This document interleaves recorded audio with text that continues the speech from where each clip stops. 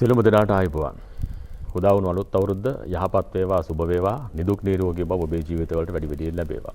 මේ ප්‍රාර්ථනාවත් එක්ක ශනිදා ආයුබෝවන් මේ අවුරුද්දේ පළවෙනි වැඩසටහන ආරම්භ කරන්න අපිට අවසර දෙන්න. දැන් කොහොමද මේ අවුරුද්ද? හොඳයි කියලා අපි හිතනවා. අපි අවුරුද්ද ගෙවා දමන්න ඕන. පෙර අවුරුදු වලට වඩා ටිකක් කල්පනාවෙන් ඉන්න ඕන අවුරුද්දක්, මීටරෙන් ඉන්න ඕන අවුරුද්දක් බවට මේ අවුරුද්ද අනිවාර්යයෙන්ම පත් වේවි. ඒ නිසා අපි කල්පනාවට වැඩි තැනක් දීලා අපි අපේ ජීවිතය පවත්වා ගත යුතුයි. දැන් පහුගිය අවුරුද්දේ ජනවාරි මාසයේ පළවෙනිදා 2020 ජනවාරි මාසයේ පළවෙනිදා ඔබට මේ වගේ විවිධාකාරයේ සුබ පැතුම් වෙන්නේ නැති, සුබ අලුත් අවුරුද්දක් පිළිබඳව බලාපොරොත්තු අපේක්ෂා තියෙන්නේ නැති. නමුත් අපේ රටේ විතරක් නෙමෙයි මුළු මහත් ලෝකයේම එක්තරා විදිහකින් හරි ව්‍යසනකාරී තැනක අවසානයේ නැවතුනේ. දැන් මේ ආරම්භයත් එක්ක තමයි 2021 අපි පටන් ගන්න. මේ සියල්ලත් එක්ක අපිට අපේ ජීවිතවල අනපේක්ෂිත භාවයක් තියෙනවා. හෙට මොනවා වෙයිද, අනිද්දා මොනවා වෙයිද ආදී වශයෙන්. ඒ නිසා ඔබේ මගේ සෞඛ්‍ය ආරක්ෂාව පිළිබඳව වැඩි තැනක් අපි ලබා දිය යුතුමයි. ඒ වෙනුවෙන් ඔබට කරන්න බොහෝ දේවල් තියෙනවා, අපිට කරන්න බොහෝ දේවල් තියෙනවා. ඒ සියලු කාර්යයන් කරන්න ඔබට මට වඩාත් සිත් පහළ වේවයි කියලා අපි ප්‍රාර්ථනා කරන්න ඕන. මොකද කාලයක් යනකොට අපිට සමහර දේවල් අමතක වෙනවානේ. ඒ අමතක වීමත් එක්ක ආපහු අර යට ගිය දේවල් නැගී සිටින්න පුළුවන්කමක් තියෙනවා. ඒ නිසා කල්පනාවට අපි තැනක් දෙන්න ඕන. මීටරෙන් අපි ජීවත් වෙමු. හොඳයි. දැන් අපි කතා කරන්න බලාපොරොත්තු වෙන විවිධ කාරණා තියෙනවා ශනිදාය බොන්න වැඩසටහනේදී. ඔබ දන්නවා පහුගිය අවුරුද්ද පුරාම අපි එහෙමයි. ඔබ රටවාසීන් විදියට මේ රටේ සිද්ධ වෙන විවිධාකාරයේ දේවල් පිළිබඳව දැනුවත් කළා. දේශපාලන ආර්ථික සමාජීය මේ කරුණු පිළිබඳව දැනුවත් කරන කාලීන වැඩසටහනක් විදියට ශනිදාය බොන්න අපේ වගකීම සිද්ධ කළා. අදින් පස්සෙත් එහෙමම තමයි. වෙනසක් නැහැ. රටවාසීන් විදියට ඔබ දැනුවත් වේ යුතු ඇතම් කරුණු කාරණා පිළිබඳව වැඩි ඉඩක් වෙන් කරගනිමින් ශනිදාය බොන්න අපේ වැඩසටහන් පෙළගැස්ම ඉදිරියේදී සිද්ධ කරන්න අපි මේ වන විටත් සැලසුම් කරලා තියෙනවා. දැන් මේ ලෝකයේ තියෙන ප්‍රධානම බලය තමයි සූර්යයා. අලුත් අවුරුද්දක් උදා වුණාට අපි අර කිව්වා වගේ අවුරුද්දේදී විවිධාකාරී විපර්යාසයන් වලට ලක් වුණාට මේ සූර්යාගේ ගමන, හිරුගේ ක්‍රියාවලිය, දින දර්ශනයේ තියෙන දින ගාන මේ දේවල් වල කිසිම වෙනසක් උනේ නැහැනේ. අපි වෙනස් වුණා මිසක් අපිට වෙනස් වෙන්න උනා මිසක්. ඒ නිසා සබහාදහම එහෙමම තමයි. සබහාදහමේ ප්‍රධාන බලය බලමූලයේ සූර්යයා. සූර්යයා තමන්ගේ කාර්යභාරය සිද්ධ කරනවා. අපි ඒත් එක්කම අපි අපේ ජීවිත කතාව අරගෙන යනවා. හැබැයි ඒ සියල්ලට අමතරව අපිට ශක්තිය දෙන, අපිට බලය දෙන, අපේ ජීවිතවලට වඩාත් සමීප වුණු සූර්යයා හැරුණුකොට තවත් තැන් තියෙනවා. ශනිදාය බොන්න වැඩසටහනෙන් පසුගිය කාලෙත් ඒ පිළිබඳව කතා කළා. අද අපේ ආරම්භයත් ඒ පිළිබඳවයි. දය එලිකල යුග මෙහෙවර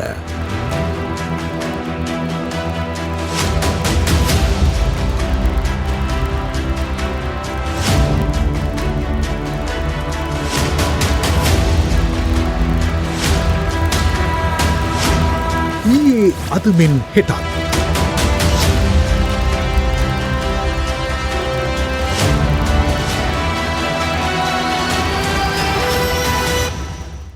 හොඳයි. ඊයේ අද මෙන් හෙටත් අපි කතා කරන්න සූදානම් වෙන්නේ ලංකා විදුලි බල මණ්ඩලය පිළිබඳව. විදුලි බල මණ්ඩලයත් එක්ක අපි බොහොම වැඩසටහන් කරනවක් පහුගිය දවස් කිහිපයක් පුරා ඉදිරිපත් කළා ඔබට මතක ඇති.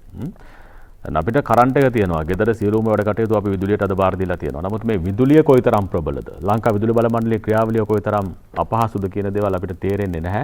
විදුලිය අපිට තියෙන නිසා. විදුලිය නැති වුණු දවසට තමයි මේ හැම දෙයක්ම අපිට මතක් වෙන්නේ. එහෙම නේද? හොඳයි. අපි කතා කරමු මේ ආයතනයේ අභියෝග මොනවද කියලා. ගෙවුණු වර්ෂය වගේ මනාගතයේ තියෙන ඉලක්ක මොනවද කියලා. මේ පිළිබඳව කතා කරන්න මෙදිරියේ ඉන්නවා මේ ආයතනයේ ප්‍රධාන බලධාරීන් කිහිප දෙනෙක්. ලංකා විදුලි බල මණ්ඩලයේ සාමාන්‍ය අධිකාරී ඉංජිනේරු එන්.ඩබ්ලිව් කුමුදිනී හේරත් මහත්මිය ඉන්නවා. ආයිබන් ඔබතුමියට සුබ අලුත් අවුරුද්දක්. ඒ වගේම ලංකා විදුලි බල මණ්ඩලයේ මම දන්න විදිහට නම් තුන්වෙනි කාන්තා සාමාන්‍ය අධිකාරීවරිය අභිනවෙන් පත් වුණු සාමාන්‍ය අධිකාරීවරිය තාම මාසයක්වත් නැහැ වැඩ බාරගෙන. ඒ නිසා ඔබට ඒ වෙනුවට අපි සුබ ප්‍රාර්ථනා කරනවා. ජාතික රූපවාහිනිය වෙනුවෙන්. කොයිතරම් කාලයක් වෙනවද ඔබතුමියගේ සේවා කාලයද? අවුරුදු 36ක් පමණ. එතකොට කොහෙද ගම්පලාතේම? මම ඇත්තටම ඉපදුනේ කුලියාපිටිය ගම්පලාතේ. ඊට පස්සේ පේරාදෙණිය විශ්වවිද්‍යාලයෙන් අධ්‍යාපනය ලැබුවේ. උපාධිය ලබා ගත්තේ. ඊට පස්සේ මම ගොඩක් කාලයක් නුවර ජීවත් වුණා. මොකද මම ගොඩක් කාලයක් සේවය කරලා තියෙන්නේ බලාගාර ආශ්‍රිත. ඇත්තටම ගෑනු පක්ෂයට ටිකක් කරන්න අමාරුයි කියන වැඩක්. කල්පනා කළේ මේ හරි ටිකක් අර කරකශ පරිසරයක් නේ බලාගාරයක් කියලා කිව්වහම නේ. ජල විදුලි ලක්ෂපාන ජල විදුලි බලාගාරයේ මම අවුරුදු 3ක් විතර සේවය කරලා තිනවා. කොත්මලේ විදුලි බලාගාරයේ අවුරුදු ගොඩක් කල් සේවය කරලා තිනවා. අවුරුදු 17ක් විතර. ඊට මහවැලි සංකීර්ණයේ වැඩ කරලා තිනවා. ඇත්තටම ඒක අමුතු අත්දැකීමක්. හැබැයි කරන්න බැරි දෙයක් නෙවෙයි. හොඳින් කරන්න පුළුවන් කාර්යයක්. අපේ රටේ විශේෂයෙන්ම මේ දියණිවරුන්ට හොඳ ආදර්ශයක් දෙන කාන්තාවක් කියලා මට හිතෙනවා. ඒ නිසා මේ ගමක ඉපදෙලා හොඳින් අධ්‍යාපනය ලබාගෙන ඒ ඔස්සේ ගිහිල්ලා ලංකා විදුලි බල මණ්ඩලය අපේ රටටම බලය දෙන ආයතනයක ප්‍රධාන පුටුවේ වාඩි වෙන්න තරම් ඇයට ශක්තිය තිබුණා. ඒ නිසා ඔබ අපිට ආදර්ශයක් කියලා මම විශ්වාස කරනවා. ඔබට සුබ පතනවා. ඒ වගේම ලංකා විදුලි බල මණ්ඩලයේ සෙසු දෙන්නම් අපිත් එක්ක නිරන්තරයෙන් සම්බන්ධ වුණු දෙන්නේ එක ඉංජිනේරු එම්.ආර්. රණතුංග මහත්මයා එතුමා ලංකා විදුලි බල මණ්ඩලයේ අතිරේක සාමාන්‍ය අධිකාරිවරයා. ආයුබෝවන් ඔබතුමන්ටත් සුබ අලුත් අවුරුද්දක් වේවා. සුබ අලුත් අවුරුද්දක්. ඒ වගේම ලංකා විදුලි බල මණ්ඩලයේ අතිරේක සාමාන්‍ය අධිකාරී ඉංජිනේරු රොහාන් සෙනවිරත්න මහත්මයා ඉන්නවා. ඔබතුමන්ටත් එසේමයි. ආයුබෝවන්. ආයුබෝවන්. සුබ අලුත් අවුරුද්දක්. අවුරුද්ද සුබ වෙන්න නම් ඉතින් ඔබතුමන්ට ලොකු කාර්යභාරයක් කරන්න වෙනවා. අපිට අවුරුද්ද සුබ කරලා දෙන්න. ඒ කාර්යභාරය තමයි අභියෝගාත්මකව බාරගෙන මේ කතා කරන්න සූදානම් වෙලා ඉන්නේ. රණතුංග මහත්මයා දැන් කොරෝනා වසංගතයත් එක්ක රටම ලොක්ඩවුන් වුණු තැනක් තිබුණානේ. හැබැයි ඔබතුමාලා ලොක්ඩවුන් වුණේ නැහැ නේ. ලොක්ඩවුන් වුණොත් එහෙම තවත් ප්‍රශ්නයක් නේ. දැන් කොහොමද මේ අභියෝගය පහුගිය අවුරුද්දේ කළමනාකරණය කළේ? ඔව්. ඇත්තටම අපිට දැන් කොරෝනා කියලා ගොඩක් රට හුදකලා කරලා තිබුණා. සමහර ප්‍රදේශ හුදකලා කරලා තිබුණා.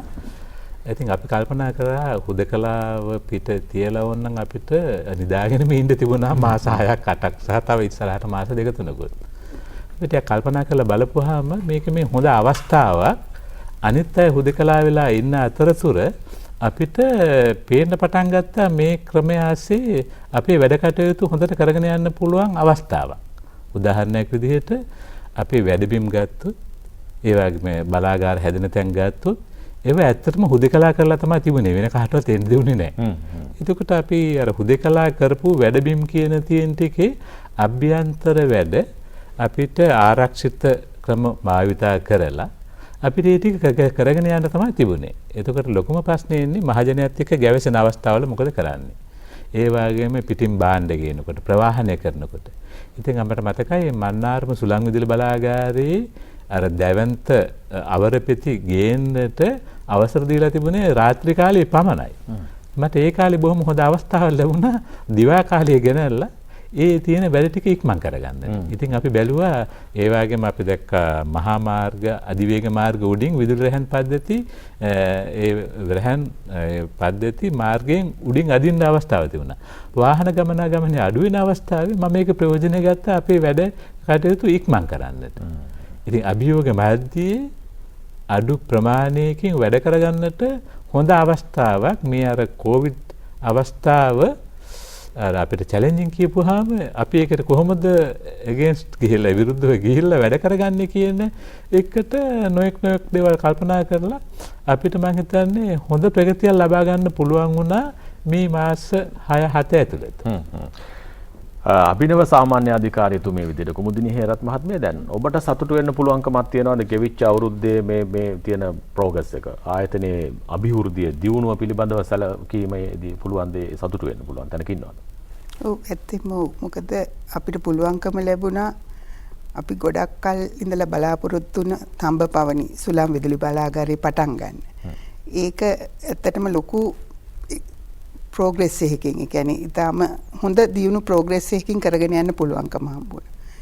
ඒක ඇත්තටම ලොකු ඇචීව්මන්ට් එකක්. ඒ වගේම දැන් කොළඹ නගරයේ ගත්තොත් ඔය ලොක්ඩවුන් ඒරියාස් තිබ්බ දවස්වල අපිට සමහර කන්ස්ට්‍රක්ෂන් වැඩ ලේසියෙන් කරගන්න පුළුවන් වුණා.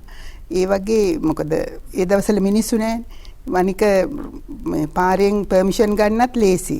අවසර ගන්න ලේසි. මොකද නැත්තම් CMC එකෙන් පාර කඩන්න හරි අමාරුයි. ඒ වගේ දේවල් අපිට කරගන්න පුළුවන් වුණා. ඒ වගේම අපිට කරගන්න බැරි වුණු දේවලුත් තියෙනවා. සමහර වෙලාවට කොවිඩ් හින්දා අපිට බිල්පත් බෙදන්න හරි වෙලාවට බැරි වුණා. ඒ වුණාට ඒක නිසා ඇති වුණ දෙයට රජයේ ප්‍රතිපත්ති තීරණයක් අනුව අපි ලොකු සහනයක් ලැබලා දීලාත් තියෙනවා කට්ටිය මේ පාරිභෝගික ජනතාවට. ඒක ඇත්තටම ලොකු සහනයක්.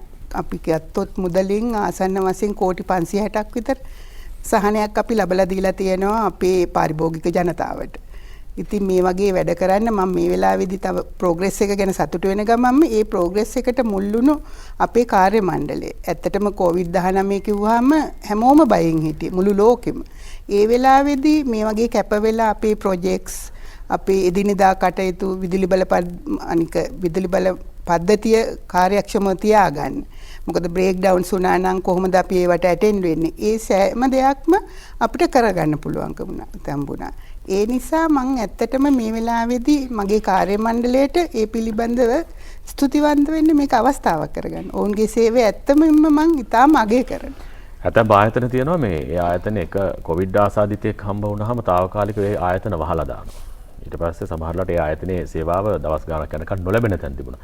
අපි හිතමු රෝහන් සෙනවිරත්න මහත්මයා බලාගාරයේ කොයි ප්‍රශ්නේ වුණායි කියලා. බලාගාරය වැහුවොත් එහෙම කොහොමද නේද?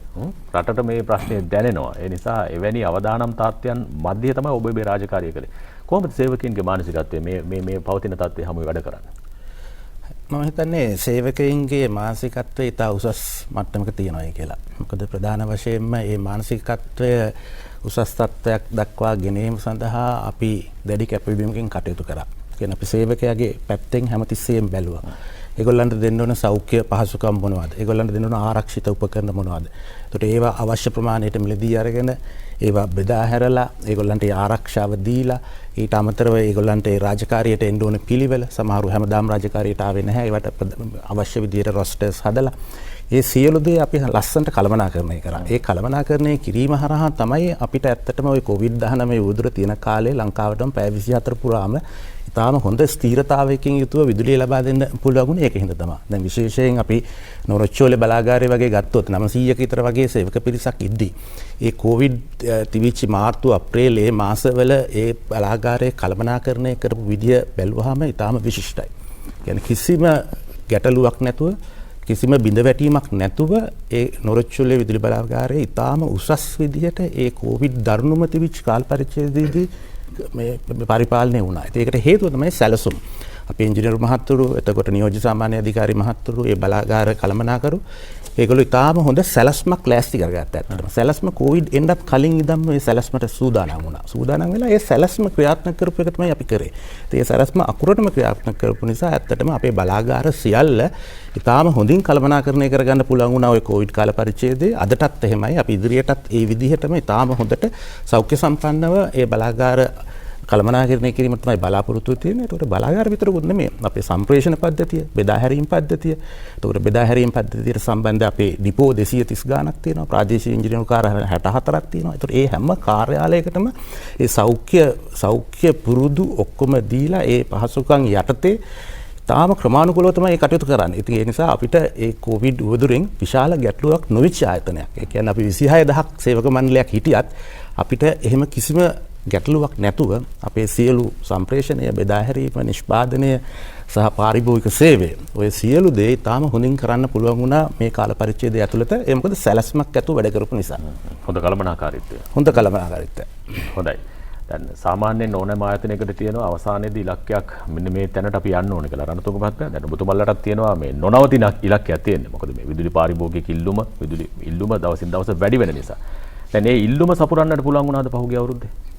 අපිට මේ කොවිඩ් පොඩි අර වෙස්වලාගත්ත ආශිර්වාදයක් වුණා. මොකද අපි සමහර වෙලාවට කර්මාන්තශාලා සහ මහජනයා අර උපරිම ශක්තියෙන් වැඩ කරන කාලයක් නොවුන නිසා අපිට අර රාත්‍රී කාලයේ තියෙන දැඩි ඉල්ලුම අඩු වෙලා ගියා. ඒක නිසා අපිට ඒ වගේම හොඳ වර්ෂාපතනයකුත් හම්බුණා. ඒක නිසා අපිට අර තෙල් පාවිච්චි කරලා විදුලිය නිෂ්පාදනය කරන එක අඩු කරගන්නට පුළුවන්. ඒක නිසා ඒ අවුරුද්ද අපිට බොහොම හොඳ ආකාරයට විදුලි බල සැපයීම කළමනාකරණය කරගන්නට හැකියාව ලැබුණා. ඒ කියන්නේ ආර්ථිකමය වශයෙන් වාසියක් තියෙනවා. ආර්ථිකමය වශයෙන් තියෙන රටට වාසියක් තමයි. හොඳයි අපි වෙලාව බලමු කීයද කියලා ඊට පස්සේ කතා කරමු. හොඳයි ලංකා විදුලි බල මණ්ඩලයේ කාර්යභාරය අපි කතා කරන්නේ ගෙවුණු අවුරුද්දේදී වුන් කළ කී දේ වගේම අනාගතයේ වෙනුවෙන් තියෙන අභියෝග මේ පිළිබඳව සාමාන්‍ය අධිකාරීතුමිය දැන් විදුලි බල මණ්ඩලයේ මේ අවුරුද්දේ මොන වගේ ඉලක්ක වෙනුවෙන්ද ඔබතුමාලා සැලසුම් කරගෙන තියෙන්නේ? අපි මේ අවුරුද්දේදී අපිට තියෙන ප්‍රධානම අභියෝගයක් තමයි ඉල්ලුමට අවශ්‍ය සැපයුම ලබා දීම. මොකද අපට විදුලි බලය හැම වෙලාවෙම නිෂ්පාදනය කරන්න වෙනවා ඒ වෙලාවෙම. ඉතින් ඒ සඳහා අවශ්‍ය අඩු වියදම් බලාගාර අපි පද්ධතියට එකතු කරන්න ඕන හැම වෙලාවෙම. ඉතින් අපි ඒ සඳහා අපේ long term generation plan එක හදනවා. ඒකේ අනුව තියෙන විදුලි බලාගාර පද්ධතියට එකතු කිරීම තමයි අපේ මූලික කාර්යය. ඒකේ ඇත්තටම දැනට ගොඩක් පහුවෙලා තියෙන LNG බලාගාරය පටන් ගන්න අපි බලාපොරොත්තු වෙනවා ජනවාරි මාසයේදී. ඒක සඳහා අවශ්‍ය සියලුම වැඩ කටයුතු දැන් කරලා තියෙනවා. ගොඩක් වෙලාවට අපිට ජනවාරි මාසේ දෙක පටන් ගන්න පුළුවන් වෙයි. ඒක මගෙන් අපි මෙගාවොට් 300ක බලාගාරයක් තමයි. ඒක සෑහෙන ලොකු පිටුවහලක් වේවි අපේ පද්ධතියට. ඒ වගේම අපේ ඒවා එකතු කරන බලාගාර සඳහා අපේ ට්‍රාන්ස්මිෂන් සම්ප්‍රේෂණ පද්ධතිය සහ බෙදාහැරීම් පද්ධතිය ඒකට අවශ්‍ය විදියට දියුණු කරන්න ඕන. අවශ්‍ය ග්‍රිඩ් සබ්ස්ටේෂන්ස් හදන්න ඕන, ලයින්ස් හදන්න ඕන, ට්‍රාන්ස්මිෂන් ලයින්ස් හදන්න තියෙනවා. ඒ ටික තමයි ප්‍රමුඛතාවයේ කටයුතු කරන්න ඕන. මොකද අපි සාමාන්‍යයෙන් වාර්ෂික ඉල්ලුම කොයි වගේද විදුලි බල වෙනුවෙන් පාරිභෝගිකයින් කොයිතරම් වැඩි වෙනවද දැන් ගිය අවුරුද්දට වඩා මේ අවුරුද්ද කොයිතරම් වැඩි වෙයි කියලා ඔබතුමාලගේ උපකල්පනයක් තියෙනවද? අපි 105කින් පමණ වැඩි වෙයි කියලා හිතනවා. ඒ වගේ ප්‍රමාණයකින් වැඩි වෙනවා. හැබැයි කොවිඩ් නිසා සමහර විට ඒක පොඩි අඩුවීමක් වෙන්න ඉඩ තියෙනවා. මොකද තාම කර්මාන්ත සහ අපේ ටුවරිස්ට් ඉන්ඩස්ට්‍රි එක ඒව තාම හරි විදිහට ක්‍රියාත්මක වෙන්නේ නැති නිසා ඉතින් පොඩි අඩුවීමක් තිබෙයි. හැබැයි අපි හිතනවා 21 22 වෙනකොට ඒක සාමාන්‍ය තත්ත්වයටපත් වෙයි කියලා අපි බලාපොරොත්තු වෙනවා. හොඳයි. ඒත් එක්කම මේ අනාගතය හා සම්බන්ධව තීරණ ගන්න ගියාම මේ ප්‍රශ්නේ ආපු දැනට ගිහිල්ලා රෝහන් මහත්මයා උත්තර හොයන්න පුළුවන් දෙයක් නෙවෙයිනේ. අනාගතයේ ඇති වෙන්න ඕන දේට අද උත්තරයක් හොයන්න ඕන. ඒ වගේ අනාගත ඉල්ලුම සඳහා අද වෙනකොට සැලසුම් සකස් කරලා තියෙනවා. ඔව් විදුලි බල ක්ෂේත්‍රය ගත්තහම ඒ අනාගත ඉල්ලුම සපුරන්න අවශ්‍ය විදුලි බලාගාර ඉදිකිරීම ඊටාම ක්‍රමානුකූලව සැලැස්මක් සහිතව කරන්න ඕන දෙයක්. අනිත් එක තමයි විදුලි බලාගාරයක් ඉදි කරනවායි කියන එකට විශාල කාලයක් ගත වෙනවා. ඒ කියන්නේ අද හිතලා හෙට විදුලි බලාගාරයක් ඉදි කරන්න බෑ. විදුලි බලාගාරයක් ඉදි කරන්න සෑහෙන කාලයක් යනවා. ඉතින් ඒ නිසා අපි කරන්න ඕනේ අපි තාම සැලසුමක් සහිතව ක්‍රමානුකූලව මේ විදුලි බලාගාර ඉදි කිරීම කරන්න ඕනේ. එතකොට එහිදී මූලික වශයෙන් අපේ සාමාන්‍ය අධිකාරීතුමිය කිව්වා වගේ අපේ සැලැස්මට අනුව අපේ දීර්ඝකාලීන ජනන සැලැස්ම කියලා එකක් අපි සකස් කරනවා. එතකොට ඒ සැලැස්මේ අනුව අපි විදුලි බලාගාර ඉදි කරන්න ඕන. නමුත් අවසනාවකට වගේ ගිය අවුරුදු 5 දිහා ගත්තාම 5-6 ගත්තාම අපිට එකම අඩු වියදම් විදුලි බලාගාරයක්වත් ලංකාවේ සදා ගන්න බැරුව ගියා. ඒ අභියෝගය තමයි දැන් අපි මුහුණ දීලා තියෙන්නේ. ඉතින් ඒ නිසා දැන් මෙතන ඉඳලා ඉදිරියට අපි කරන්න ඕනේ ඒ අඩු වියදම් බලාගාර පුළුවන් ඉක්මනට කඩිනමින් පද්ධතියට එකතු කර ගැනීම. ඒතකොට අර සාමාන්‍ය අධිකාරීතුමිය කිව්වා වගේ එහිදී ප්‍රධාන බලාගාර 3ක් සම්බන්ධයෙන් අපිට කතා කරන්න පුළුවන්. එකක් තමයි ඔය කෙරවල පිටියේ එන මෙගාවොට් 300ක විදුලි බලාගාරය. ඒතකොට ඒ විදුලි බලාගාරය අපි ස්වාභාවික වායු වලින් තමයි ඉදිරියේදී දුවන්න හිතලා තියෙන්නේ. එතකොට මේ බලාගාරයේ ඉදිකිරීම දැන් ජනවාරි මාසේ පටන් අරගෙන අවුරුදු 2කමාරක් වගේ කාලයක් ඇතුළත සම්පූර්ණයෙන් අවසන් කිරීම තමයි බලාපොරොත්තු. ඒක ඊටාම වැදගත් විදුලි බලාගාරයක් මෙගාවොට් 300ක. ඒතකොට එතනම කෙරවල පිටියේම තව මෙගාවොට් 300ක විදුලි බලාගාරයක් ඉදිරිපත් කරන්න දැන් ටෙන්ඩර් කැඳවීමට සියල්ල සූදානම් කරලා තියෙනවා. තව මාසයක් වගේ ඇතුළත ටෙන්ඩර් කැඳවන්න පුළුවන්. ඒතකොට එතන තව 300ක ඒත් ස්වාභාවික වායු වලින් විදුලිය ජනනය කරන්න පුළුවන් විදුලි බලාගාරයක්. ඒතකොට මේ බලාගාරයත් ඊටාම වැදගත්. ඒකත් මෙගාවොට් 300ක්. ඊට අමතරව රජය තීරණය කළා තියෙනවා මෙගාවොට් 300ක තව යන්ත්‍රයක්. කියන්නේ නොරොච්චෝලේ අපේ ලක්විජය විදුලි බලාගාරයට තව එක යන්ත්‍රයක් මෙගාවොට් 300ක යන්ත්‍රයක් එකතු කරන්න. ඒකට ඒ බලාගාරයත් ඊටාම වැදගත් බලාගාරයක්. එතකොට අපි බලාගාර දිහා බැලුවොත් ඒ බලාගාර තුන ඒ ලොකු බලාගාර තුන පද්ධතියට එන්න ඕනේ. ඒතකොට ඒ සඳහා අපි දැඩි කැපවීමකින් කටයුතු කරන්න ඕනේ. ඉක්මනටම මේවා පද්ධතියට ගේන්න. ඒවා ගේන්නත් අවුරුදු 2-2කමාරක් වගේ කාල පරිච්ඡේදයක් යනවා. ඒතකොට ඊට අමතරව අතිගරු ජනාධිපතිතුමාගේ මේ සංකල්පය අනුව සෞභාග්‍යයේ දැක්මේ සංකල්පය අනුව පුනර්ජනනීය බලය පුළුවන් තරම් පද්ධතියට උකහා ගන්න කියන එක තමයි කියලා තියෙන්නේ. උපරිමයෙන් ගන්න කියලා පුනර්ජනනීය බලය. එතකොට අපි මේ ප්‍රධාන බලාගාර එන අතරතුර පුනර්ජනනීය බලය පුළුවන් තරම් පද්ධතියට ගේන්න ඕනේ. ඒ සඳහා වෙනම විශේෂ වැඩපිළිවෙලක් අපි ක්‍රියාත්මක කරනවා. ඒතකොට ඒක තමයි සුළං බලය, සූර්යාලෝකය සහ අනිත් පුනර්ජනනීය බලය. ඒ සියල්ල පුළුවන් උපරිම ආකාරයෙන් මේ කෙටි කාල පරිච්ඡේදය ඇතුළත අපි පද්ධතියට ගේන්න ඕනේ. ඒ විදිහට තමයි අපි පද්ධතියේ ජනනය කළමනාකරණය කරන්න හිතාගෙන ඉන්නේ ඒ විදිහට තමයි. හොඳයි. ඒ සැලසුම අතරේ මේ ඊටාම සාර්ථක පියවරක් ඔබතුමල්ලා තියෙනවා. රන්තුක මහත්මයා සුළං විදුලි බලාගාරය විවෘත කිරීමේ ලංකා ඉතිහාසයේ පළමු වරට විදුලි බල මණ්ඩලය සතු දැවැන්තම කාර්යභාරය බවට පත් වුණු තැන. ඔව් ජමින්ද අපි ඒකට හොඳ ලස්සන නමකුත් අපි දාලා තියෙනවා තම්බපන්නි තම්බ පවනි. ඒ තම්මෙන්නාවේ තියෙන තම්බ පවනි කියන බලාගාරය. ඒක තමයි මෙගාවොට් 100ක දැවැන්ත සුළං විදුලි බලාගාරයක් කුළුණු 30ක් තියෙනවා. ඉතින් ඒ එක කුළුණක් එක වටයක් කරකපුවහම එක වටයකින් අපිට පුළුවන් ගෙවල් 3කට එක දවසකට සරලන විදුලිය හදාගන්න එක වටයක් කරකුණාම එක කුළුණකින්. ඉතින් ඒ අපි සුළං විදුලි බලාගාරය කියන එක අපි දෙසැම්බර් 8 වෙනිදා තමයි මහජනයාට අයිතිය පැවරුවේ. එතකොට අපිට ඒක පොඩි වැඩ වගේක් තියෙනවා. ස්වයංක්‍රීය පද්ධති ටිකක් හදන්න ටිකක් කල් යනවා. ඒවා හැදුවා වගේම නෙවෙයි ඒවා පරීක්ෂා කරන්න ඕන. හොඳ ක්‍රියාකාරීත්වයෙන් තියෙනවද කියලා පසුවිපරම් කරන්නට ඕන. එතකොට ඒ ප්‍රමාණය වෙනකොට අපිට මෙගාවොට් 100 නොකඩවා ගන්න පුළුවන් වෙනවා. අපි දැන් ඒකෙන් 3න් එකක් 3න් දෙකක් ඒ වගේ කොටස් විදිහට නම් ඒ වැඩ ටික කරගෙන යනවා.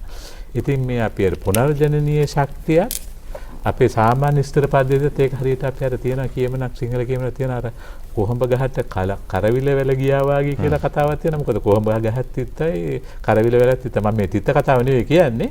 දැන් අපි හිතමු කොහොඹ ගහේ ඖෂධ ගුණය ගත්තාම අපිට කොළ ඕනේ වෙනවා, ගෙඩි ඕනේ වෙනවා. කරවිලත් අපිට ඕන ගෙඩි ඕනේ වෙනවා. හැබැයි කරවිල වලට තනියම යන්න බෑ. එතකොට සුළං බලාගාර අපි සුළං බලාගාර සහ අපි හිතමු සූර්ය බලය කියන එක අපිට අර වැල පොඩි වුණාට ගෙඩි ලොකුයි. හැබැයි තනියෙන් නැගී හිටින්න බෑ.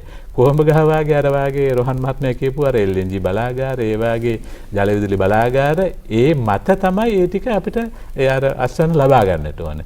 ඉතින් ඒක නිසා අපි මේ පුනර්ජනනීය බල ශක්තිය සහ අපේ ස්ථිර විදුලි සැපයීම සමසමව එකිනෙකට සම්බන්ධීකරණය වෙලා ගියොත් තමයි අපිට මේ වැඩි ඵලදාවක් ලබා ගන්නට වෙන්නේ. කොහොඹ ගහ තනියම තිබිලා වැඩකුත් නැහැ, කරවිල වල තනියම වැඩ තිබිලත් වැඩකුත් නැහැ. ඉතින් අපි මේ සංයෝගය කළමනාකරණය කරගෙන අඛණ්ඩ විදුලිය සැපයීම තමයි අපේ අරමුණ. සාමාන්‍ය අධිකාරිතුමිය දැන් මේ දැවැන්ත ඉදිකිරීම ලංකා විදුලි බල ක්ෂේත්‍රයේ සුළං විදුලි බලාගාරයේ විවෘත කිරීම පසුගිය දවසක සිද්ධ වුණා ගරු අග්‍රාමාත්‍යතුමාගේ ප්‍රධානත්වයෙන්. ඒක විශාල ජයග්‍රහණයක් ඔබේ ආයතනය ලබා ගත්තා. ඇත්තෙන්ම මොකද ඒක අපිට මේ වගේ වෙලාවක ඒ වගේ උත්සවයක් සංවිධානය කිරීමත් ඒ වගේම අපිට ඒක මේ අවුරුද්ද ඇතුළත තමයි අපි මේ බලාගාරයේ වැඩ කටයුතු ඉක්මනින් කරන්න පටන් ගත්තේ. කොවිඩ් සමග මිනිස්සුන්ට තියෙන ප්‍රශ්න එක්ක අපිට පුළුවන්කම තිබුණා මේ බලාගාරයේ වැඩ කටයුතු ඉවර කරන්න. ඒ වගේ මේකේ සම්ප්‍රේෂණ පද්ධතියේ තිබුණු පොඩි ප්‍රශ්නයක් විසඳගෙන අපිට ඒක ඉවර කරගන්න පුළුවන් වීම ඇත්තෙන්ම මගේ කාර්ය මණ්ඩලයලත් විශාල ජයග්‍රහණයක්. මම ඒක ගැන ඇත්තටම සන්තෝෂ වෙනවා. එහෙම කරන්න පුළුවන් වීම ගැන. දැන් මෙවැනි ව්‍යාපෘතියක් සිද්ධ කරන්න ගියාම අපිට අවසානයේදී දකින චිත්‍රය හරි පැහැදිලි චිත්‍රයක් වුණාට මේ පිටිපස්සේ තියෙන ලොකු ප්‍රශ්න ගොඩක් නේද? ඒ ප්‍රශ්න වලට උත්තර දීගෙන තමයි ඔබතුමල්ලා යන්න ඕනේ. එක්තරා විදිහකින් මේ පරිසරයත් එක්ක ගැටෙන ව්‍යාපෘති නෙමෙයි. දේවල් හොඳින් කළමනාකරණය කරනවා. ඒ වෙනුවෙන් යාන්ත්‍රණයක් තියෙනවා ආයතනය තුල. මොකද ප්‍රොජෙක්ට් එකක් පටන් ගත්තාම ඒකට ගොඩක් ප්‍රශ්න ඇති වෙනවා. මොකද ඉඩම් පිළිබඳ මොකද අපිට ප්‍රොජෙක්ට්ස් වලට කියලා වෙන් කරගත්ත ඉඩම් අපිට නැහැ. එතකොට අපි ඉස්සෙල්ලාම අවශ්‍ය ඉඩකඩම් සපයා ගන්න ඕන. ඊළඟට ඒකේ තියෙන පරිසර පද්ධතිය හානි කරන්නේ නැතුව සිදු කරන්න අවශ්‍ය වෙනවා. අපිට පරිසර ශක්තියතා අධ්‍යයනය කරන්න වෙනවා. ඒවට ගැළපෙන විදිහට මොකද ලොකු ප්‍රශ්නයක් ඇති වුණා මන්නාරෙමේදී කුරුල්ලෝ පිළිබඳව. ඒකට වෙනම මිටිගේෂන් ගන්න අවශ්‍ය වුණා. මොකද ඇත්තටම ඒකත් අවශ්‍ය දෙයක්. මොකද පරිසරයේ තිබුණොත් තමයි අපි රැකෙන්නේ. අපි පරිසරය ගැන බලන්න ඕන. ඒක තමයි අපි පුනර්ජනනීය බලශක්තියින් වලට වැඩි වැඩියෙන් යොමු වෙන්නේ. අන්න ඒ වගේ දේවල් වෙනවා. ඊළඟට ටෙක්නිකල් ප්‍රශ්න එනවා. ඔයා වැඩි කරගෙන යනකොට කොහොමද බෝහෝල්ස් ගන්න? ඒ කියන්නේ පොඩි වැඩක් නෙවෙයි. අඩි කීයක් යටට අපි ඒක කරලා තියෙනවද රණතුංග බෝහෝල්ස් ගහලා යටට පයි බස්සලා තියෙනවා. මීටර් 25 මීටර් 25 වගේ. පොළව යටට තියෙනවා. උඩට තියෙන ප්‍රමාණය නෙමෙයි පොළව යටට මීටර් 25ක් 30ක් පමණ යටට ෆයිල් බස්සලා තමයි අපි ෆවුන්ඩේෂන් එක පටන් ගන්න. ඒ කියන්නේ කණුවේ අපිට පේන ප්‍රමාණය වගේම ප්‍රමාණයක් යටට තියෙනවා. ඒක පොඩි වැඩක් නෙවෙයි. ඒ වගේ ඒ කරගෙන යනකොට එක එක ටෙක්නිකල් ප්‍රශ්න මතුවෙන්න පුළුවන්. අපි ඒ සියලුම දේවල් මැඩපවත්වාගෙන ඒ කියන්නේ ඒ අභියෝග වලට මුහුණ දීලා ඒවට අවශ්‍ය විසඳුම් සොයාගෙන තමයි මේ වැඩේ කරගෙන යන්නේ. දැන් රන්තුංග මහත්මයා ඔබතුමාලා සැලසුම් කළානේ මේ වින් පවර් ප්‍රොජෙක්ට් එකෙන් මේ පන්නාරම විදුලි බලාගාරයෙන් යාපනයේ පැත්තට විදුලිය දෙන්න. මොකද යාපනය කියලා කියන්නේ අපේ රටේ නැගී සිටින ප්‍රදේශයක්. ඒ පැත්තට විදුලිය දෙන්න වැඩ පිළිවෙලක් තිබුණා. ඒ වගේම රටේ නැගෙනහිර පළාතට පවා. ඒ වැඩ පිළිවෙල දැන් සම්පූර්ණයෙන්ම නිම කරලාද තියෙන්නේ? ඔව් නෑ අපිට විදුලි රැහන් පද්ධතිය අපිට දැන් අවශ්‍ය ප්‍රමාණයට තියෙනවා. අපි සුළං විදුලි බලාගාර තව වැඩිපුර ඉදි කරන්නට දැන් ඔය තඹපවණි ප්‍රදේශයේ අපි ඒකට කියලා කියනවා මේ වින් පාක් එකක් කියලා. එතකොට සුළං උද්‍යානයක් වගේ. ඒ වගේම පුනරීනුත් ඒ වගේම සුළං බල සහ සූර්ය බල උද්‍යානයක් විදිහට ඒක විදුලි බලය නිෂ්පාදනය පුනර්ජනනීය විදිහට නිෂ්පාදනය කරගන්නට ඒ ප්‍රදේශය වෙන් කරලා ප්‍රමුඛතාවය දීලා තියෙනවා. ඒතර රැහන් පද්ධති බොහොමයක් වැඩ අවසන් කරලා තියෙනවා. අපි අනාගතයේ අවශ්‍යතාවත් අවශ්‍ය කරගෙන ප්‍රමාණයට ඒ තැනීම් කටයුතුත් කරගෙන යනවා. මුළු ලංකාවෙම ගත්තොත් විදුලි රැහන් ඔය වාගේ අපි 2,20,000 සහ 1,32,000 කියන විදුලි රැහන් පද්ධති කිලෝමීටර් 3,000ක් තියෙනවා. අපි ඉදිරියේදී බලාපොරොත්තු වෙනවා තව කිලෝමීටර් 600ක් විතර එකතු කරගන්න. ඒවා හැකිතරම් ඉක්මනින් එකතු කරගත්තොත් තමයි අපිට පාරිභෝගික ජනතාවට අඛණ්ඩව විදුලිය සපයන්නට පුළුවන් වෙන්නේ. ඒ වගේම හදිසි අවස්ථාවල විදුලිය සපයන්නට අපි විදුලි බලාගාර ස්ථානගත කරගන්න, తాවකාලික විදුලි බලාගාර ස්ථානගත කරගන්නට අවශ්‍ය රැහන් පද්ධතිය, ජාල පද්ධතිය මගේ අපේ ඩිවිෂන් එකෙන් ශාඛාවෙන් අපි කරන්නට බලාපොරොත්තු වෙනවා. ඒ වගේම කරගෙනත් යනවා. දැන් ආයතනයක් විදිහට ආයතනයේ දියුණු වෙන්න ඕන අවශ්‍ය කරන ක්‍රියාමාර්ග පිළිබඳව සැලසුම් පිළිබඳව ඔබතුමලා සඳහන් කළා. දැන් අවසානයේදී මේකේ ප්‍රතිලාභ ලබන්නේ අපිනේ ඔබතුමලාත් ඇතුළු මේ රටේ සියලුම දෙනා ප්‍රතිලාභියෝ. එක්තරා විදිහකින් මොකද අද හැමෝටම ලයිට් තියෙනවන්නේ. ඒ නිසා ලංකාවේ සියලුම ජනගහන හැමදෙනාම අද විදුලි පාරිභෝගිකයෝ. ඒ පාරිභෝගිකයින්ට ලබා දෙන සේවාව ඉතාම වැදගත්. ඒ නිසා මේ අපේ රෝහන් මහත්මයාගෙන් මම ගැන දැනගන්න ඕන. පාරිභෝගිකයින්ට දෙන සේවාව කොහොමද මේ කාලෙදී කල්පනාකරණය කළේ? විශේෂයෙන්ම කොරෝනා සමයේදී පාරිභෝගිකයන් එක ගනුදෙනු කරන්න ඕන. ඒ සියලු දේවල් එක්ක ඔබතුමාලාට හිතන්න ඕන අලුත් මානයක්. ඒ වෙනුවෙන් සැලසුමක් තිබුණාද සහ ක්‍රියාත්මකයිද දැන් මේ දේවල්? ඔව්. දැන් අපි පහුගිය වසරේ ගත්තාම මේ කොරෝනා අර්බුදයත් එක්ක මුහුණ දීපු වසරේදීත් අපි පාරිභෝගික සේවය උපරිම ආකාරයෙන් දෙන්න කටයුතු කරා. ඒ කියන්නේ දැන් පාරිභෝගික සේවය දෙද්දී ඇත්තටම ලංකා විදුලි බල මණ්ඩලයේ ප්‍රාදේශීය ඉංජිනේරු කාර්යාල 62ක් තියෙනවා. ඒ වගේම පාරිභෝගික සේවා මධ්‍යස්ථාන 232ක් තියෙනවා. ඒ වගේම අපි ප්‍රොවින්ෂල් ඔෆිසර්ස් කියලා කියනවා. ඒවා 11ක් තියෙනවා. එතකොට ඒ සියලු දේ හා සම්බන්ධ කරලා තමයි අපි මේ පාරිභෝගිකයන්ට සේවය දෙන්නේ. ඒ කාර්යාල හරහා දෙන්නේ. එතකොට මේ පද්ධතිය අපි ඒ කාල පරිච්ඡේදයේ ඇතුළතත් ඔය කොවිඩ් කාල පරිච්ඡේදයේ ඇතුළත ඔය සියලුම කාර්යාල අපි පරිපාලනය කරා. ඒ කාර්යාල වහලා දාලා සම්පූර්ණයෙන් අයින් කළා අපි හිටියේ නැහැ. අර වෙන්නේ අපිට තාම සෞඛ්‍ය ආරක්ෂිත විදිහට පාරිභෝගිකයත් එක්ක ගනුදෙනු කරනවා. ඒ කියන්නේ ඒ තාම සෞඛ්‍ය ආරක්ෂිත ඒ පහසුකම් සියල්ල දීලා පාරිභෝගිකයෝ අපි සම්බන්ධ කරගත්තා. සම්බන්ධ කරගෙන ඒ සැලැස්ම අනුව තමයි අපි ක්‍රියාත්මක කරේ. එතකොට පාරිභෝගික සේවයේ අපි අඩුපාඩුවක් කරේ නැහැ. සමහර වෙලාවට දැන් උදාහරණයක් වශයෙන් ගත්තොත් කාර්යාලයේ ඇතුළට එන්න අමාරුකමක් තියෙනවා නම් අපි එළියේ කාර්යාලයේ එළියේ පහසුකම් සියල්ල දුන්නා. පහසුකම් සියල්ල දීලා අපේ පාරිභෝගික මහතුරු එළියේ ඉන්නවා. අපේ කාර්යාල මණ්ඩලයත් එළියට ගියා. එළියට ගිහිල්ලා වෙනම తాවකාලික නවාතැන් හැදුවා එළියේ. හදලා ගිහලා අපි පාරිභෝගිකයෙක් එක්ක සම්බන්ධ වුණා. සම්බන්ධ වෙලා ඒ පාරිභෝගික සේවය උපරිම ආකාරයෙන් දුන්නා. ඊගාවට දැන් අපි බිඳවැටුම් වගේ ගත්තොත් බිඳවැටුම් වලට ඒ යන අපේ කාර්ය මණ්ඩලය තාම අභියෝගාත්මකව ඒ කාර්ය සඳහා ගියා. ඒට අවශ්‍ය පහසුකම් සියල්ල අපි ලබා දුන්නා. නමුත් ඒ පහසුකම් යටතේ ඒගොල්ලෝ ඒ කාර්ය මණ්ඩලයේ අභියෝගය බාරගත්තා. අභියෝගය බාර අරගෙන සමහරලාට අපි ලොක්ඩවුන් කියලා තියෙන ප්‍රදේශවල පවා ඒ බිඳවැටුම් වුණාට පස්සේ බිඳවැටුම් සඳහා අපේ කාර්ය මණ්ඩලය ගියා. ගිහිල්ලා වෙරලා විදුලිය ස්ථිරතාවය ආරක්ෂා කරා. ඉතින් ඒ නිසා ඇතැම් ප්‍රදේශ තියෙනවා වෙන්න පුළුවන් හුදකලා කරපු ප්‍රදේශ. ඒ කියන්නේ සෞඛ්‍ය ආරක්ෂිතව අනිත් අයට ලං නොවෙන්න ඕන ප්‍රදේශ. හදිසියේ මේ පැත්තක විදුලිය බිඳවැටීමක් වුණා. මොකද කරේ ඔබතුමලා? අපේ කාර්ය මණ්ඩලයකට ගියා. අපේ කාර්ය මණ්ඩලයේ සියලු උපකරණ සෞඛ්‍ය ආරක්ෂිත උපකරණ ඇඳගෙන ඒ සියලු සෞඛ්‍ය උපදේශ මත ඒ ලොක්ඩවුන් ප්‍රදේශ වලට ගියා.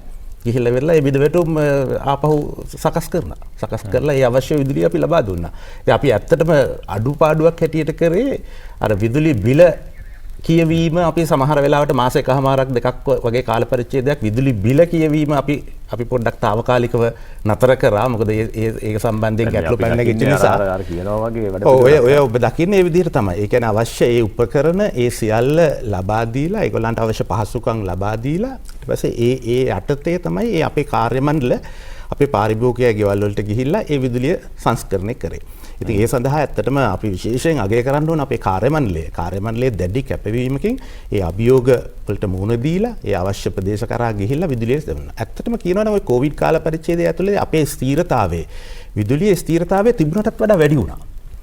ඒකට එක හේතුවක් තමයි අර ධාරිතාවය. පාවිච්චි කරන ප්‍රමාණය අඩු වෙච්ච නිසා අපේ පද්ධතියට ආපු බර අඩු වුණා. ඒ නිසා බිඳවැටුම් අඩු වුණා. ඉතින් ඇත්තටම ගත්තාම අපි හොඳ ස්ථීරතාවයකින් යුතුව ඔය කාල පරිච්ඡේදය ඇතුළත විදුලිය දුන්නා. මොකද ඒක ඉතා අවශ්‍ය දෙයක් වගේ අපි තේරුම් ගත්තා. මොකද මහජනතාව ගෙවල් වල. ඒතකොට මහජනතාව ගෙවල් වල ඉද්දි විදුලිය නැත්තම් ගෙදර ඉන්න බෑ ඇත්තටම. දවසේ ඉන්න බෑ. ඉතින් ඒක අපේ ඔළුව වල තිබිච්ච දෙයක්. අපේ කාර්ය මණ්ඩලයේ සියලු දෙනාගේ ඔළුව වල ඒක තිබුණා. ඒ දේ අපි කළ යුතුයි කියලා. ඉතින් ඒ දැඩි අධිෂ්ඨානයකින් යුතුව අපේ කාර්ය මණ්ඩලෙ ගිහිල්ලා ඒ කටයුත්ත කරා. ඒ නිසා බිඳවැටුම් නඩත්තු කටයුතු ඉතා හොඳ ආකාරයට වුණා. ඒ වගේම තමයි අනිත් පැත්තෙන් දැන් Tamanට බිල් ගෙවන්න ඕන වුණාම. ඒතකොට ඒ සඳහා අපි දුරස්තව ගෙවන්න පුළුවන්. පරිගණක තාක්ෂණය අනුව දුරස්තව ගෙවන්න පුළුවන් ක්‍රම සියල්ල අපි විවෘත කරා. විවෘත කළා අපේ ඇප්ලිකේෂන් එකක්. අපේ කස්ටමර් කෙයා ඇප්ලිකේෂන් එක. ඒ ඇප්ලිකේෂන් එක හරහා පාරිභෝගිකයන්ට ගෙදර ඉඳන් බිල්පත් ගෙවන්න පුළුවන් විදිහට. ඊට පස්සේ තමන්ගේ මේ ගෙදර විදුලිය නැත්තම් ඒ ඇප්ලිකේෂන් එක හරහා ඒක දැනුම් දෙන්න පුළුවන්. ඒ වගේම අපේ කෝල් සෙන්ටර්ස් 11ක් තියෙනවා. ඒතකොට මේ කෝල් සෙන්ටර් 11ම ওই කාල පරිච්ඡේදය ඇතුළත ක්‍රියාත්මක වුණා. ඒකෙදි එක වෙලාවක අපේ 100ක විතර වගේ කාර්ය මණ්ඩලයක් ඒ කෝල් සෙන්ටර්ස් 11 හරහා කටයුතු කරා. කටයුතු කරලා වෙලා ඒ බිඳවැටුම් පිළිබඳ විස්තර ලබාගෙන ඒවට අවශ්‍ය විදිහට කටයුතු කළා. ඒගොල්ලන්ගේ අනිත් දේවල්, අනිත් උපකරණ, අනිත් උපදෙස් අපි ලබා දුන්නා. සමහර අය කතා කරලා ඉලෙක්ට්‍රීෂියන් කෙනෙකුගේ සර්විස් එක ඉල්ලද්දි අපි ගාව අපි වෙනම ලිස්ට් එකක් හදාගෙන හිටියා. ඉලෙක්ට්‍රීෂියන්ස්ලා කවුද උදව් කරන්න පුළුවන් අය කියලා. ඒතකොට ඒගොල්ලන්ට අපි අපේ කාර්යයෙන් ඔබට ගිහිල්ලත් අපි පාරිභෝගිකයට ඒ සේවය ලබා දුන්නා. ඒ නිසා මම හිතන්නේ ඒ කාල පරිච්ඡේදයේ ඇතුළත අපේ කාර්ය මණ්ඩලය ඉතාම හොඳින් ඒ සේවය කරා. ඉතින් ඒ වගේම තමයි ඔබතුමා ඇහුවා මේ ඉදිරියට කොහොමද කරන්නේ කියලා. එතකොට ඉදිරියට අපේ අරමුණක් තමයි විදුලි බල මණ්ඩලයේ අරමුණක් තමයි පාරිභෝගිකයට උපරිම සේවය ලබා දීම. ඒතර උපරිම සේවය ලබා දෙන්න විශාල වැඩපිළිවෙලක් අපි සකස් කරා. ඇත්තටම අපි ඒ වැඩපිළිවෙල ගැන කතා කරමු පස්සේ. පාරිභෝගිකයින් විදියට අපිට මොනවද දෙන්න බලාපොරොත්තු වෙන්නේ විශේෂ වරප්‍රසාද පහසුකම් මොනවද කියලා අපි කතා කරමු. ඉරපායනක එක දවසකට නැවතුනොත් එහෙම මේ ලෝකෙම විනාශ වෙන්න පුළුවන්. ඒ වගේම තමයි ලංකා විදුලි බල මණ්ඩලය අර කියන කොරෝනා තත්ත්වය හැම එක දවසකට හරි නිවාඩු ගත්තොත් හැම බලාගාරයක්ම වහලා දැම්මොත් රටම කොරෝනා වලට වඩා දෙගුණයක තුන්ගුණයක පාඩුවක් තමයි රටකට සිද්ධ වෙන්නේ. නමුත් ආරක්ෂකාංශ සෞඛ්‍යාංශ Tamanගේ මෙහෙවර මේ වෙලාවේදී සිද්ධ කරනවා වගේම අපිට නොපෙනෙන පාර්ශවයක් විදිහට මෙතුමන්ලත් මේ රටේ මේ බල ශක්තිය නිර්මාණය කරන්නේ ඒ බෙදා හරින්න තමන්ගේ ආන්ත්‍රණය ක්‍රියාත්මක කරන පාර්ශවකරුවන් පිරිසක්. අපි ශනිදායබන් තුලින් මේ ඔවුන්ගේ කාර්යබලය කතා කරන්නේ. විනාඩි කිහිපයක විරාමයක් ලබා ගන්නවා පස්සේ තවත් කතා කරමු.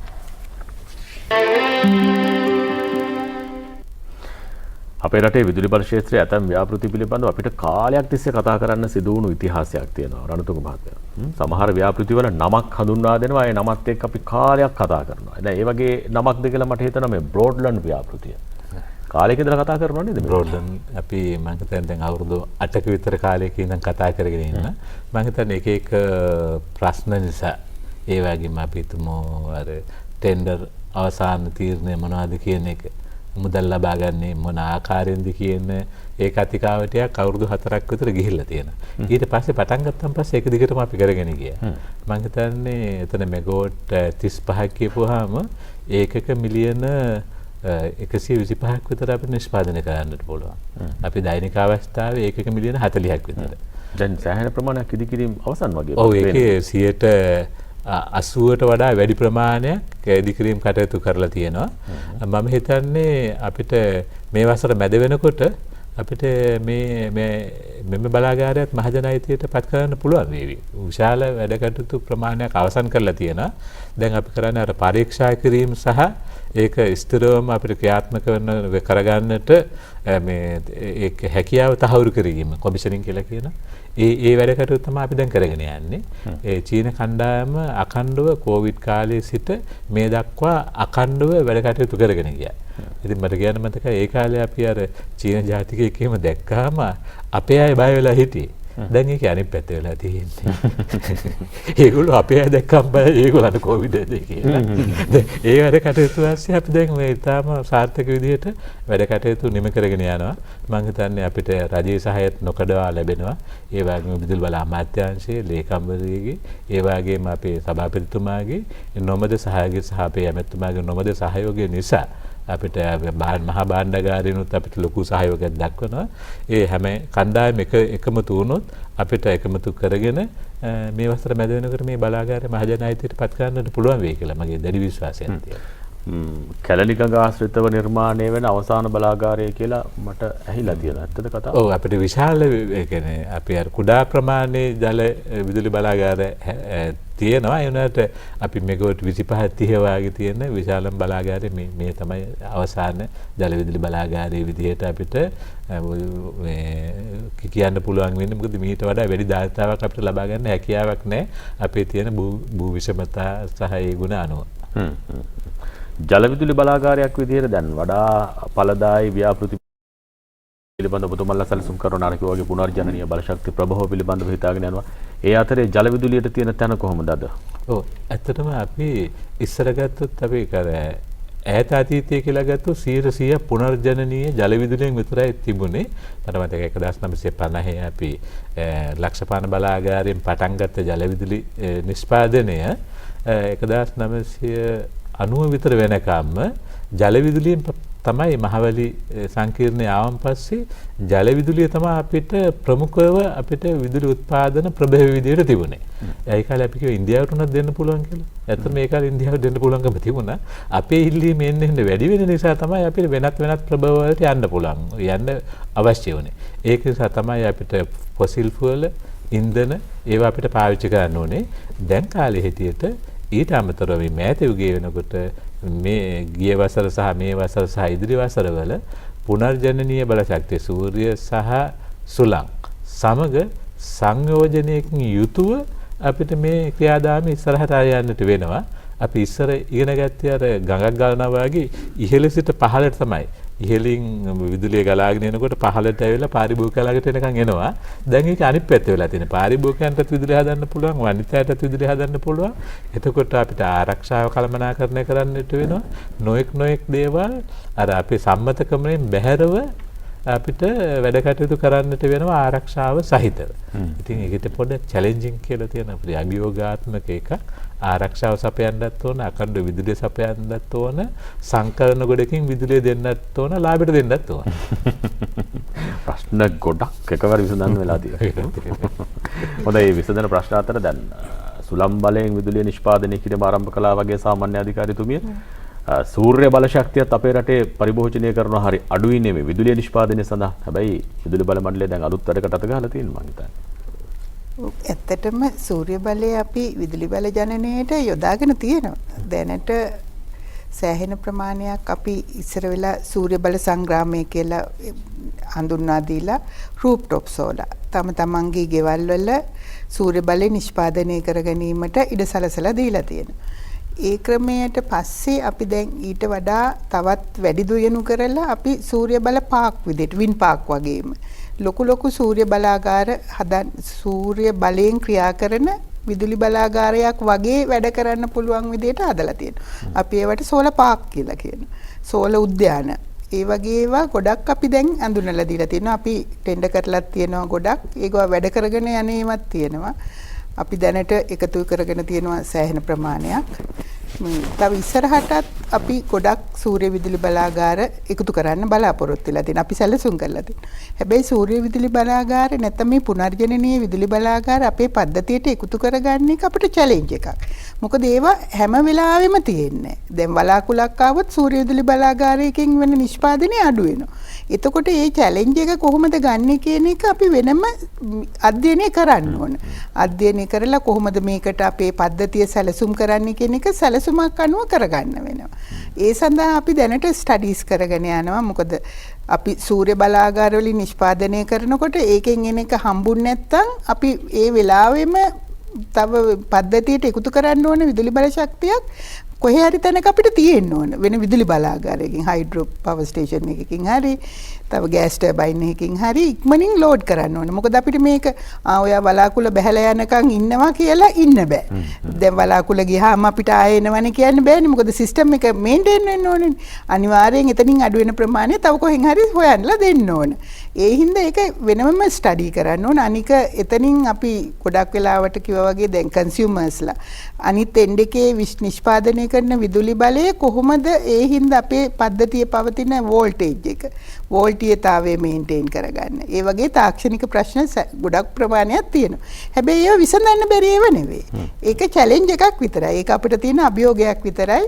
ඒවා සියලුම දේවල් විසඳන්න අවශ්‍ය කටයුතු අපි ලංකා විදුලි බල මණ්ඩලය විදිහට කරගෙන යනවා. අර සියඹල ආණ්ඩුව පැත්තේ ලොකු සෝලාර් පාර්කයක් හදන්න යනවා. ඔව් සියඹල ආණ්ඩුව පැත්තේ අපිට තියෙනවා 100 මෙගාවොට් සූර්ය බලාගාරයක් හදන්න. තමා වෙන මට තප්පර කීපයක් දෙන්න වෙලාව බලන්න.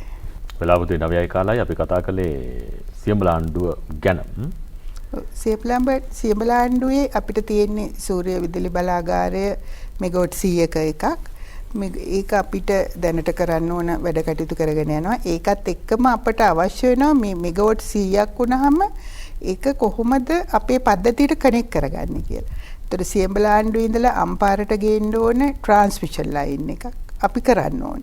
අන්න ඒක කරගෙන යාමේ කොහොමද ඒක කරන්න කියන එකේ සැලසුම් අපි දැනට කරගෙන යනවා. කොයි විදිහට මොකද ට්‍රාන්ස්මිෂන් ලයින් එක ගොඩක් කොස්ලි. සක්්‍යතා දිනක් එහෙම කරලා ඒ වැඩ පටන් ගන්න ඕන සියලු දේවල් කරලා කොයි වගේ අධිරක තියෙන්නේ ඔය මේ සියඹල ආණ්ඩුවේ? ඒ ටික කරගෙන ගිහිල්ලා තියෙන්නේ. එකම ප්‍රශ්නේ තියෙන්නේ අපිට ට්‍රාන්ස්මිෂන් ලයින් වලටත් කරන්න සල්ලි හරි ප්‍රශ්නයක් වෙලා තියෙනවා. මොකද මේ ලයින් එකට කොච්චරක් විතර වියදම් වෙනවද? මිලියන 15ක් කියන්නේ ඉතා විශාල මුදලක් අවශ්‍ය වෙනවා.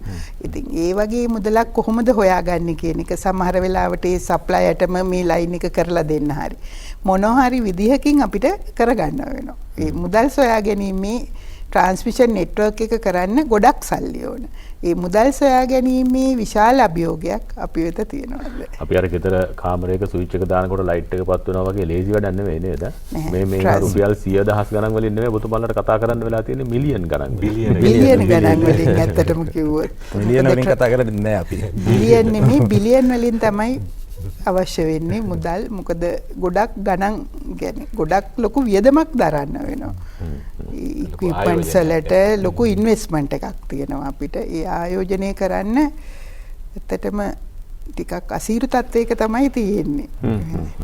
හොඳයි. එතකොට දැන් පාරිභෝගිකයන්ගේ කාර්යභාරය ගැන අපි රොහාන් සෙනවිරත්න ඉංජිනේරුතුමාගෙන් දැනගත්තනේ. දැන් පහුගිය කාලේ කොහොමද ඔය අතරේ පාරිභෝගික සේවා මධ්‍යස්ථාන විවෘත කිරීම මෙහෙම සිද්ධ කරාද අපේ රටේ සෙසු ප්‍රදේශවල? මොකද අර පාරිභෝගිකයන්ට පළවෙනි තැන දෙනවා කියලා ඔබ කතා කරන්නේ. එතකොට ඒ වෙනුවෙන් සැලසුමක් තියෙන්නේ නැති. මේ මධ්‍යස්ථාන විවෘත කරලා ඒවා පවත්වාගෙන යාම සඳහා කටයුතු කළාද පහුගිය කාලේ? ඔව් ඒකට අපි ඇත්තටම මේ 2020 වසරේ අපි බෙදා හැරීම් අංශ ප්‍රතිව්‍යුහ ගතකරණය කිරීම කියලා සැලැස්මක් සකස් කරා. ඒ සැලැස්ම යටතේ අපි තව වැඩිපුර ප්‍රාදේශීය ඉංජිනේරු කාර්යාල කොහාටද අවශ්‍ය, වැඩිපුර පාරිභෝගික සේවා මධ්‍යස්ථාන කොහාටද අවශ්‍ය, වැඩිපුර පළාත් කාර්යාල කොහාටද අවශ්‍ය කියන එක හොඳ අධ්‍යයනයක් කරා. ඒ අධ්‍යයනය කරලා ඉවර වෙලා ඒ අධ්‍යයනය තුලින් අපි අදහස් කරගත්තා මෙන්න මේව තමයි කෙරෙන්න ඕනි කියලා. එතකොට ඔය දැන් පෙන්වන රූපයේ තියෙන්නේ අපි අම්බලන්තොට ප්‍රදේශයේ පාරිභෝගික සේවා මධ්‍යස්ථානයේ විවෘත කිරීම. මොකද මේ ප්‍රදේශයට පාරිභෝගික සේවා මධ්‍යස්ථානයක් තිබුණේ නැහැ. හම්බන්තොට ප්‍රදේශයේ ජනතාවට පාරිභෝගික ජනතාවට කිලෝමීටර 40 50 60 ඇවිල්ලා තමයි තමන්ගේ කාර්ය කරගන්න වෙලා තිබුණේ. ඉතින් ඒ නිසා අපි මේ සැලැස්ම යටතේ පළවෙනි එක අංශය හැටියට තමයි අපි අම්බලන්තොට ඔය පාරිභෝගික සේවා මධ්‍යස්ථානයේ ගරු ඇමතිතුමන්ලාගේ සහභාගීත්වයෙන් විවෘත කරේ. දැන්ට මාසකට වගේ කලින් අපි ඒ විවෘත කිරීම කරලා වෙලා දැන් ඒකෙන් ඉතාම හොඳ සේවයක් ඒ ප්‍රදේශයේ ජනතාවට ලබා දෙනවා. ඉතින් මේ ප්‍රතිව්‍යුහගත කරන්නේ යටතේ ඒ වගේම අපි ළඟදී දැන් සතියකට විතර වගේ කලින් කිරිඳිවැල ප්‍රාදේශීය ඉංජිනේරු කාර්යාලය විවෘත කරා. ඒ වගේම අපි ඔය පාරිභෝගික මහත්මීන්ට වැඩිපුර සේවය ලබා දීම සඳහා E-City කියන සංකල්පය. දැන් ඔය රූපරාම වලින් පේන්නේ ඒක. ඒ කියන්නේ E-City කියන සංකල්පය යටතේ පාරිභෝගිකයට ඉතාම පහසුකම් යටතේ ඒ විදුලි බල මණ්ඩලයේ නියෝජිත මහත්වරු හම්බෙලා සාකච්ඡා කරලා තමන්ගේ ගැටලුව निराකරණය කරගන්න පුළුවන් විදිහට ඉතාම හොඳ පරිසරයක් අපි සකස් කරා E-City සංකල්පය යටතේ.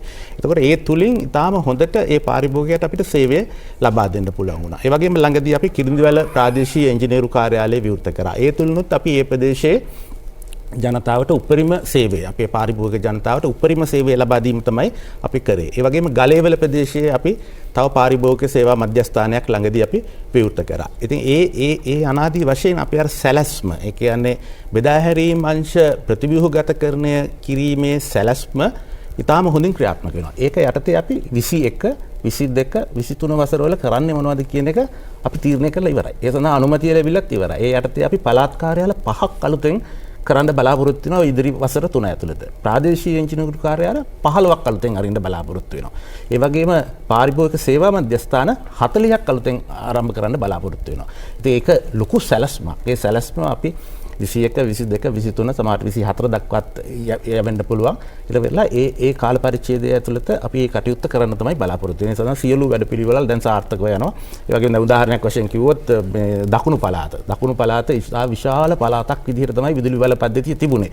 කියන්නේ ගාල්ලෙන් තමයි සියලු කටයුතු කරේ. එතකොට හම්බන්තොට පාරිභෝගික සේවා මධ්‍යස්ථානයක පාරිභෝගිකයෙකුට ගාල්ලට එන්න වුණා. එයාගේ සමහර දේවල් කරගන්න. එතකොට අපි කරේ දැන් තංගල්ල ප්‍රදේශයේ දැන් මේ මාසේ අන්තිම වගේ වෙද්දී අපි අලුතෙන් මේ ප්‍රාදේශීය අලුතෙන් ප්‍රොවින්ස් එකක්. ඒ කියන්නේ පළාත් කාර්යාලයක්. නියෝජ්‍ය සාමාන්‍ය අධිකාරීවරයෙක් යටතේ පළාත් කාර්යයක් අපි ආරම්භ කරනවා. එතකොට හම්බන්තොට ප්‍රදේශයේ ඉන්න ජනතාවට සියලුම කටයුතු ගාලට එන්නේ නැතුව තංගල්ලේදී කරගන්න පුළුවන් විදිහට තමයි අපි සැලසුම් කරන්නේ. ඉතින් ඒ සැලැස්ම මම හිතන්නේ අපි තාම ක්‍රමානුකූලව සකස් කරපු සැලැස්මක් මුළු ලංකාව පුරාම විහිදිලා ගිය සැලැස්මක්. එතකොට ඒ සැලැස්ම ඉදිරි වසර 3-4 ඇතුළත ක්‍රියාත්මක කරලා අපේ පාරිභෝගික ජනතාවට උපරිම සේවයක් ලබා දෙන්න අපි කටයුතු කරනවා. ඒ එක අංශයක් ඇත්තටම. ඒ පාරිභෝගික සේවයේ එක අංශයක් පමණයි මම කිව්වේ. ඒ කියන්නේ මහ ජනතාවට ළඟා වීමට සහ පහසුකම් ලබා දීම. අනිත් එක තමයි තාක්ෂණය ලබා දීම. ඒ කියන්නේ පාරිභෝගිකයා අද ඉන්න පාරිභෝගිකයා සියලු දෙනා තමන්ගේ දුරකථනයෙන් සියලු දේ කරගන්න පුළුවන් තත්ත්වය තමයි බලාපොරොත්තු වෙන්නේ ඇත්තටම. ඒ කියන්නේ දුරකථනයේ මාර්ගයෙන් තමන්ගේ සියලු කටයුතු කරගන්න පුළුවන් වෙන විදිහේ තාක්ෂණය අපිට ලබා දෙන්න ඕන.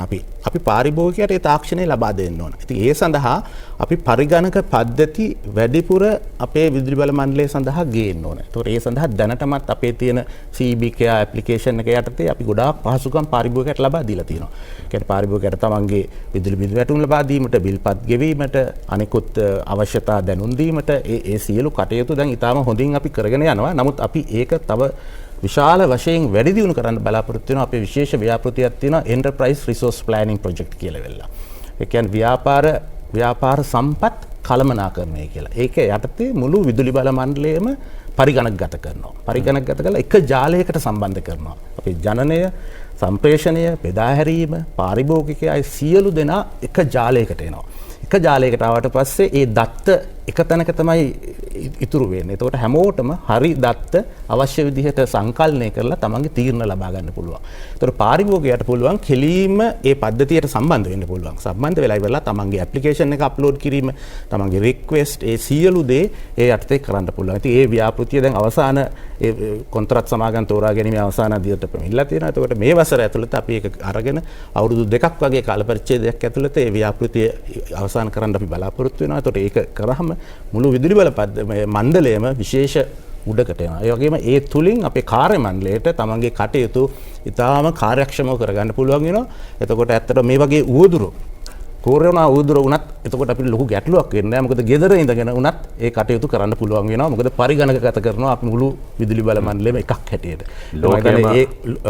ලෝකෙම ස්මාර්ට් වේගන යනකොට විදුලි බල මණ්ඩලයටත් ස්මාර්ට් වෙන්න වෙලා තියෙනවා. අනිවාර්යයෙන්ම ස්මාර්ට් වෙන්න ඕනේ. දැන් ඉස්සර මට මතකයි සමහර නිවෙස්වල තියෙන ප්‍රශ්නයක් එක මාසයක විදුලි බිල සාමාන්‍යයෙන් අපි ඉන්නවනේ මෙච්චර මාසෙට මේ තරම් බිලක් එයි කියලා හිතනවනේ අපි.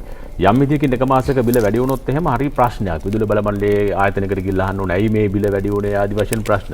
දැන් හැබැයි අර CBK ඇප් එක ඩවුන්ලෝඩ් කරගත්තා නම් කිසි ප්‍රශ්නයක් නැහැ. ගෙදර ඉඳලාම තමන්ගේ බිල පවා හදාගන්න පුළුවන්. පහසුකම් සියල්ල තියෙනවා. පහසුකම් සියල්ල ඇත්තටම ඒ කියන්නේ ස්මාර්ට් වෙලා දැන් විදුලි බල මණ්ඩලය. ඒ ස්මාර්ට් යුගය පිළිබඳව දැන් ස්මාර්ට් ඩිජිටල් කරණයට පත්වීමේ අවශ්‍යතාවය පිළිබඳව අධිකරු ජනාධිපතිතුමාගේ ප්‍රතිපත්ති ප්‍රකාශය ඇතුළේ තියෙනවා. ඒ අනුව විදුලි බල මණ්ඩලයත් ඒ ඩිජිටල් කරණයට යන එක ස්මාර්ට් වීමේ යුගයක් ආරම්භ කරලා තිබෙනවා පහුගිය අවුරුද්දේ සිට. ඒක ගැනත් අපි කතා කරමු. ඔව් ඇත්තටම මේ පාරිභෝගිකයන් ගොඩක් වෙලාවට තියෙන එක තමයි කාටද කතා කරගන්න ඕන. තමුන්ගේ ගෙදර විදුලිය විසන්ධි කරනවාද නැද්ද? එහෙම නැත්නම් අපි අලුතෙන් සේවා සැපයීමක් ලබා ගත්තාම කවගේ හරි දැනැඳුනුම්කමක් අතරින් තමයි මේ වැඩක් කරගන්නට අපි පුරුදු වෙලා තිබුණේ. කවුරු හරි නැත්නම් අඳුනුම්කමක් තිබුණොත් එහෙම කියලා මට උදව්වක් කරගන්න පුළුවන්ද මෙන්න මේ විස්තරය ලබා ගන්නට. හැබැයි දැන් අපි ඒ විස්තර තමුන්ගේ අතට සුහුරු ක්‍රමයක් විදිහට තමුන්ගේ දුරකථනයේ අපේ ස්මාර්ට් ෆෝන් එකට ඒ ගන්නට හැකියාව අපි ලැබලා දීලා තියෙනවා. ඒකෙන් අපිට නොඑක් දේවල් එදිනදා වැඩ කටයුතු සේරම කර ගන්නට පුළුවන්. අපි හිතමු හෙට අපි උත්සවයක් තියෙන හෙට අපේ ප්‍රදේශයේ අපේ නිවසට විදුලිය කැපෙනවාද කියලා බලා ගන්නට පුළුවන්. ඒ වගේම ඒ ප්‍රදේශයේ විදුලිය තියෙනවාද නැති වෙනවාද? එහෙම නැත්නම් අපිට මොනවා හරි අපි හිතමු අපේ මීටරය ටිකක් මේ වැස්ස කාලේ තෙමිලා ඇලවෙලා නැත්නම් ළඟ තියෙන කණුවක් කඩා වැටෙන්න ඕන වෙන්නේ. ඒ පින්තූරයක් අරගෙන අපිට ඒ පින්තූරය අපිට විදුලි වල මණ්ඩලයට එවන්නට පුළුවන් ඒ යෙදවුම මාර්ගයෙන්. එතකොට අපි අර පාරිභෝගිකයා ළඟට ගිහිල්ලා ප්‍රශ්නේ අඳුරගන්නට කලින් ඒ ප්‍රශ්නේ මොකක්ද කියලා දැනගෙන ඒ ළඟම තියෙන වාහනයට ඒ පණිවිඩය දීලා ළඟම තියෙන වාහනේ ඒ කිට්ටුම ස්ථානයට ගිහිල්ලා ශනිකව ඒ ක්‍රියාදාමය පටන් ගන්නට පුළුවන්. විදුලි බින්දුවටම යථා තත්ත්වයට පත් කරන්නටත් පුළුවන්. පාරිභෝගිකයාට ඒ මොන වෙලාවට යනවද එනවද කියලා ඒ ටික බලා ගන්නටත් හැකියාව තියෙනවා. ගෙදරින් ඉඳලා විදුලි බලය මෙහෙවනවා. අර බලන්නකෝ. ඒ තාක්ෂණය දැන් විදුලි බල මණ්ඩලයේ සතුයි. සතුයි. ඇත්තටම ඒක මම හිතන්නේ අපේ මේ පාවිච්චි කරන ප්‍රමාණය අපි ටෙලිෆෝනයෙන් ගත්තාම පාරිභෝගිකව මිලියන 6.5ක් හිටියට මිලියනයක්වත් පාවිච්චි කරන්නේ නැහැ. ඒකෙන්ද මේ අවස්ථාව අපි ඉල්ලා සිටිනවා. අපි මේ යෙදවුම අපි මාසිකට වතාවක් මාස 3කට වතාවක් විතර අවශ්‍ය වුණත් අපිට මේ යෙදවුම හැම ෆෝන් එකකටම භාගත කරගෙන ඒක ක්‍රියාත්මක කරා නම් බොහොම හොඳයි කියලා මේ වෙලාවේ යෝජනා කරන සාමාන්‍යකාරීතුමියට කියලා අපි ත්‍යාග ක්‍රමයක්වත් අපි හදලා දෙන්න පුළුවන්. අපි වැඩිපුර කට්ටිය ඒක භාවිතා කරනවා නම් මම හිතන්නේ ප්‍රශ්නේ වෙලා තියෙන්නේ අපේ විදුලිය බිඳ වැටෙන්නේ නැති නිසා. ඒ නිසා මිනිසුන්ට අවශ්‍යතාවයක් නැහැ. පටන් ගන්නකොට මම කිව්වෙත් ඒකයි මේ විදුලි බල මණ්ඩලයේ තියෙනවා කියලා අපිට දැනෙන්න නම් කරන්ට් එක නැති වෙන්න ඕන. තියෙනකල් අපිට දැනෙන්නේ නැහැ ඔබතුමන්ලගේ සේවය. ඔය කියන අර කියන මිල ගණන් කරන මහා කාර්යභාරය මේ සියල්ල අපිට හරි සමීප වෙලා තියෙනවා. ඒකයි ප්‍රශ්නේ. ඒ වගේම දැන් සමහර තැන්වල මා දැක්ක ලංකාවේ ඇතම් සමාගම් පවා හඳුන්වා දීලා තියෙනවා ස්මාර්ට් මීටර් එකක්. ලංකා විදුලි බල මණ්ඩලය තාම ඒ වැඩේ පටන් ගන්නද තියෙන්නේ? අපි ඒක පටන් අරගෙන තියෙනවා. වැඩි විස්තර මේ රොහන් මහත්තයාලගේ තියෙනවා. කියයි නෑ බලමු. ඒ ස්මාර්ට් මීටර්ස් කියන එක ඇත්තටම මේ අවශ්‍ය දෙයක්. ඒකට කියනවා සුහුරු මනු ක්‍රමය කියලා වෙලා. එතකොට සුහුරු මනු කිව්වහම ගොඩක් වෙලාවට හිතෙන්න පුළුවන් දෙයක් තමයි මීටරේ ස්මාර්ට් කියලා. ඒ කියන්නේ හයි කරපු මීටරේ තමයි ස්මාර්ට් කියලා තමයි ගොඩක් අයට හිතෙන්නේ. නමුත් ඒක නෙමෙයි. මීටරේ ස්මාර්ට්. හැබැයි සාපේක්ෂව ස්මාර්ට් නේද? සාපේක්ෂව දැන් අපි දැන් තියෙන අපේ ගෙවල් වල පළාතක් අපි වෙන් කරන්න ඕන මීටරය හයි කරන්න එහෙමනේ. ඊට සාපේක්ෂව අපි දැන් ඩිජිටල් මීටර්ස් කියන එකට ගිහිල්ලා තියෙනවා. විදුලි බල මණ්ඩලය දැන් සම්පූර්ණයෙන්ම ඩිජිටල් මීටර්ස් තමයි හයි කරන්නේ. එතකොට මේ මීටරේ ස්මාර්ට් වීමට අමතර මීටරේ පද්ධතිය හා සම්බන්ධ කරගන්න ඕන. කොමියුනිකේෂන් නෙට්වර්ක් එකකින්. එතකොට මීටරයත් එක්ක අපේ පද්ධතියට කතා කරන්න පුළුවන්. මීටරයත් එක්ක පාරිභෝගිකයට කතා කරන්නත් පුළුවන්. එතකොට පද්ධති පාලන මැදිරියකින් මේ මීටර්ස් තියෙන ඒවා ඔක්කොම එක පද්ධති පාලන මැදිරියකට සම්බන්ධ කරගත්තට පස්සේ එතනින් පුළුවන් මේ මීටර් වල මීටරේ හිතන්න අපි දැන් කවුරු හරි ගෙවලා නැහැ කියලා පාරිභෝගික මහත්මයෙක්. එතකොට අපිට පද්ධති පාලන මැදිරියෙන් ඒව ඩිස්කනෙක්ට් කරන්න පුළුවන්. ගෙදරට එන්න ඕනේ. පද්ධති පාලන මැදිරියෙන් එයා මුදල් ගෙවපු ගමන් ඒ විස්තරය අපිට ලැබෙනවා. පද්ධති පාලන මැදිරියට ආපු ගමන් එයාට කනෙක්ෂන් එකත් එතනින්ම දෙනවා. එතකොට එයා කොච්චර පාවිච්චි කරනවද? එතකොට එයාගේ පාවිච්චිය කොයි ආකාරයකටද වෙන්නේ? එයාගේ වෝල්ටීයතාවය කොහොමද? එයාගේ විදුලියේ ක්වොලිටි එක එහෙම නැත්නම් ප්‍රමිතිය කොහොමද? ඒ සියල්ල අපිට එක තැනකින් බලා ගන්න පුළුවන්. බලාගෙන වෙලා ඒ වගේම පාරිභෝගිකයට පුළුවන් තමන් කොච්චර පාවිච්චි කරාද? ඒ කියන දවසේ විදුලිය කොච්චර පාවිච්චි කරාද? එතකොට රැට කොච්චර එයා පාවිච්චි කරාද? සියලු දත්ත පාරිභෝගිකයටත් මේ පද්ධතියට සම්බන්ධ වෙන්න පුළුවන්. සම්බන්ධ වෙලා බලා ගන්න පුළුවන්. ඉතින් ඒ තුලින් පාරිභෝගිකයට විශේෂ සහනයක් ලැබෙනවා. ඒ වගේම අපිට අපේ පද්ධතිය, අපේ බෙදා හැරීම් පද්ධතිය ඉතාම හොඳින් කළමනාකරණය කරගන්න පුළුවන් වෙනවා මේ සුහුරු පද්ධතියට ගියාම. ඉතින් අපි පළවෙනි සුහුරු පද්ධතිය දෙහිවල ප්‍රදේශයේ දැන් ආරම්භ කරනවා. ටෙන්ඩරේ දැන් අපි ඇඩ්වර්ටයිස් කරලා තියෙන්නේ. එතකොට එතන මීටර් 50000යි. පාරිභෝගිකයෝ 50000ක් වගේ ඉන්නේ දෙහිවල ප්‍රදේශයේ. එතකොට දෙහිවල ප්‍රදේශයේ පළවෙනි ඒ ස්මාර්ට් මීටර් ප්‍රොජෙක්ට් එක අපි පටන් ගන්නවා. පටන් අරගෙන ඉවරලා එයින් පස්සේ අපේ සැලැස්ම යටතේ තියෙන 8 ලක්ෂයක් දක්වා කෙටි කාල පරිච්ඡේදයක් ඇතුළත මේ ක්‍රමය ව්‍යාප්ත කරන්න. ඉතින් මේ ස්මාර්ට් මීටර් ක්‍රමය ව්‍යාප්ත කරාම අපිට හරිම පහසුයි අපේ පද්ධතිය පරිපාලනය කරන්න, පද්ධතියේ තියෙන අඩුපාඩු හඳුනා ගන්න, පද්ධතියේ තියෙන විදුලි හානිය වෙනස් කරගන්න විදුලි හානිය අඩු කරගන්න ඒ වගේ විශේෂ පහසුකම් ගොඩාක් අපිට ලබා ගන්න පුළුවන් ඔය පද්ධතිය යටතේ. ඒ කියන්නේ ඔය සුහුරු මනු පද්ධතිය යටතේ. ඉතින් ඒ නිසා ඒක අපේ ඩිජිටල් ට්‍රාන්ස්ෆෝමේෂන් කියන එක අර ඔබතුමා ඉස්සෙල්ලා ඇහුවා. ඩිජිටල් ට්‍රාන්ස්ෆෝමේෂන් යටතේ මොනවද කරන්න කියලා. එතකොට අපි ඩිජිටල් ට්‍රාන්ස්ෆෝමේෂන් යටතේ කරන්නා වූ ක්‍රියාමාර්ගය සම්පූර්ණයෙන් සකස් කරලා තියෙනවා. ඒ සඳහා සියලු අනුමැතින් අපි ලබාගෙන තියෙනවා. ඉතින් ඒකේ වෙන්න ආපහු වෙලාව බලන්න ඕන අපිට. වෙලාව බලලා ආපහු කතා කරමු. ඔය ඩිජිටල් කරණය පිළිබඳව විරාමයක් ලබා ගමු. ඒ සියල්ලෙන් පස්සේ අපි ඩිජිටල් කතාවට යමු. හොඳයි අර අහගෙන හිටපු කතා බහට බාධාවක් නේ අපේ ප්‍රේක්ෂකයින්ට ඔබතුමා නවත්තපු තැනින් එහාට ඉතුරු ටික සම්පූර්ණ කළේ නැත්තම්? ඔව්. එතකොට දැන් ඇත්තටම විදුලි බල මණ්ඩලයේ ඉදිරි ගමන බැලුවහම දැන් අපි කතා කරා අපිට විදුලි බලාගාර හරියට එන්න ඕනේ. එතකොට විදුලි බලාගාර වල සම්මිශ්‍රණය හරියන්න ඕනේ. එතකොට මේ විදුලි බලාගාර වලින් ජනනය කරන විදුලියෙන් පරිසරයට වෙන හානිය අඩු වෙන්න ඕනේ. අපේ රණතුංග මහත්මයා කිව්වා වගේ වල වියදම් අඩු වෙන්න ඕනේ. ඒ වගේම පද්ධතියේ ස්ථිරතාවය අපි ආරක්ෂා කර ගන්න ඕනේ. ඒ වගේම පුනර්ජනනීය බලය උපරිමයෙන් ගන්න ඕනේ. ඒතකොට එතන තියෙනවා අභියෝග රාශියක්. ඒකම අපි සම්ප්‍රේෂණයේ පැත්තෙන් ගත්තාම සම්ප්‍රේෂණයත් අපි ස්මාර්ට් කරන්න ඕනේ. ඒ කියන්නේ අපේ සම්ප්‍රේෂණ පද්ධතියත් සුහුරු සම්ප්‍රේෂණ පද්ධතියක් දක්වා ගෙනියන්න ඕනේ. මොකද ඒක එහෙම කරන්න ඕන වෙන්නේ පුනර්ජනනීය බලය වැඩි වශයෙන් පද්ධතියට ගන්න නම් පද්ධතිය ස්මාර්ට් වෙන්න ඕනේ. මොකද දැන් අපේ සාමාන්‍ය අධිකාරීතුමිය කිව්වා හිටපු ගමන් හුලං නැතුව යනවා. හිටපු ගමන් නැතුව යනවා සූර්යයා. එතකොට කොහොමද පද්ධතිය පරිපාලනය කරන්නේ? ඒක තාක්ෂණික වශයෙන් විශාල අභියෝගයක්. එතකොට මේ අභියෝගයට මුහුණ දෙන්න නම් පද්ධතිය ස්මාර්ට් වෙන්න ඕනේ. අපි දැනගන්න ඕනේ ඊගාව මොහොතේ ඊගාව පැය භාගයේ සූර්ය බලයට මොකද වෙන්නේ කියලා. ඊගාව පැය භාගයේ හුලං වලට මොකද වෙන්නේ කියලා අපිට ෆෝකාස් කරන්න පුළුවන් වෙනවා ඉදිරියේ. එතකොට ඒ අනුව පද්ධතිය කළමනාකරණය කරගන්න පුළුවන් වෙන්න ඕනේ.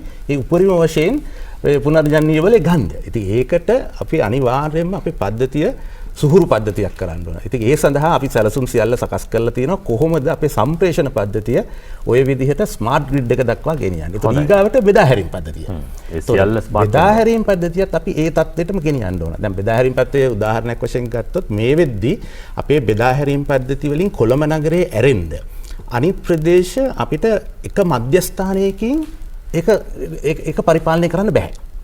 විදවැටුමක් වැටුණොත් අපි එතනට යන්න ඕනේ. එතනට ගිහිල්ලා එතන තියෙන ස්විච් එකක් ඔෆ් කරලා තව තැනක ස්විච් එකක් ඔන් කරලා තමයි අපි මේක කරන්න ඕනේ. එක තැනකින් රිමෝට් විදිහට කරන්න පුළුවන් ප්‍රමාණය අඩුයි. අපි යම් ප්‍රදේශවල යම් කිසි තත්ත්වයකට අපි කරගෙන යනවා රිමෝට්ලි.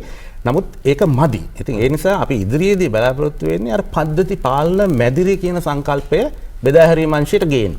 ගෙනහම එක තැනකින් මුළු පද්ධතිය තමන්ගේ පද්ධතිය සම්පූර්ණයෙන් පරිපාලනය කරගන්න පුළුවන්. එතකොට විදුලියේ බිඳවැටුමක් වුණාම විදුලිය ආපහු ස්ථිරතාවයේ ලබා ගන්න යන කාලය ගොඩාක් අඩු කරගන්න පුළුවන් අපේ පද්ධතිය ස්මාර්ට් කරගත්තාම. එතකොට ඊට අමතරව තව පොඩි කැලලක් මම කියන්නම්. ඒ පද්ධති ස්මාර්ට් වෙන ගමන් අපි ඩිජිටල් තාක්ෂණය පාවිච්චි කරන්න ඕනේ පාරිභෝගිකයට උපරිම සේවය දෙන්න. ඒකට තමයි ඔය ස්මාර්ට් මීටර්ස් ඒ සියලු ERP ප්‍රොජෙක්ට්ස් තියෙනවා. ඊගාවට ඩිජිටල් තාක්ෂණය අපි භාවිතා කරන්න ඕන අපේ ආයතනය ඇතුලේ කාර්යක්ෂමතාවය වැඩි දියුණු කරගන්න. එතකොට ඇතුලේ කටයුතු දැන් අපි කරන කටයුතු අපි වෙන විදිහට කරන කටයුතු අපි ස්මාර්ට් වෙන්න ඕනේ. එතකොට අපේ ඇතුලේ ආයතනයේ ඇතුලේ කටයුතුත් අපි සම්පූර්ණයෙන්ම ඩිජිටල් තාක්ෂණයට ගේන්න ඕනේ. ඉතින් ඒ සඳහා තමයි අපි අර ERP ප්‍රොජෙක්ට් සහ ඒ ප්‍රොජෙක්ට්ස් යටතේ අපි කරන්න බලාපොරොත්තු වෙන්නේ. ඒක ඉතින් මම හිතන්නේ ඉදිරි වසර කීපය ඇතුළත අපි 2-3ක් වගේ ඇතුළත ඔය සියලු කටයුතු ටික කිරීම තමයි බලාපොරොත්තු වෙන්නේ 21, 22, 23 වසරවලදී.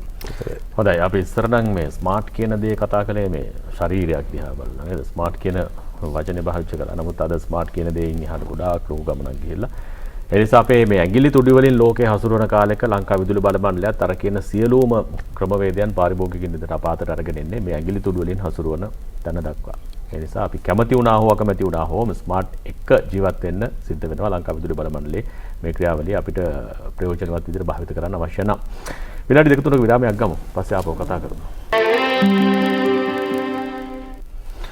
ලංකා විදුලි බල මණ්ඩලයේ කාර්යභාරය ගැන අපි කතා කළේ ගෙවුණු අවුරුද්දේ මොනවද කළේ අනාගතයේ මොනවද කරන්නේ මේ ආදී කරුණු පිළිබඳව අතිරේක සාමාන්‍ය අධිකාරී රණතුංග මහත්මයා දැන් තවත් ව්‍යාපෘති ගණනාවක් ඔය අතරේ තියෙනවානේ කුඩා ප්‍රමාණයෙන් අපේ රටේ අර බ්‍රෝඩ්ලෑන්ඩ් විදුලි බලාගාරයට අමතරව තවත් දේවල් මොරගොල්ල ව්‍යාපෘතිය තිබුණා. එතකොට උමා ඔය ව්‍යාපෘතිය බහුකාර්ය යෝජනාවක් ක්‍රමයක් විදිහට තිබුණු ව්‍යාපෘතියක් තියෙනවා.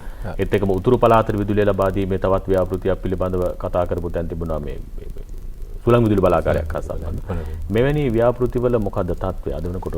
ඔව් ඇත්තටම අපිට දැන් උමාවේ විදුලි ව්‍යාපෘතිය කියපුවම මේක විදුලි ව්‍යාපෘතියක්ම නෙවෙයි. බහුකාර්ය විදුලි බහුකාර්ය යෝජනා ක්‍රමයක්.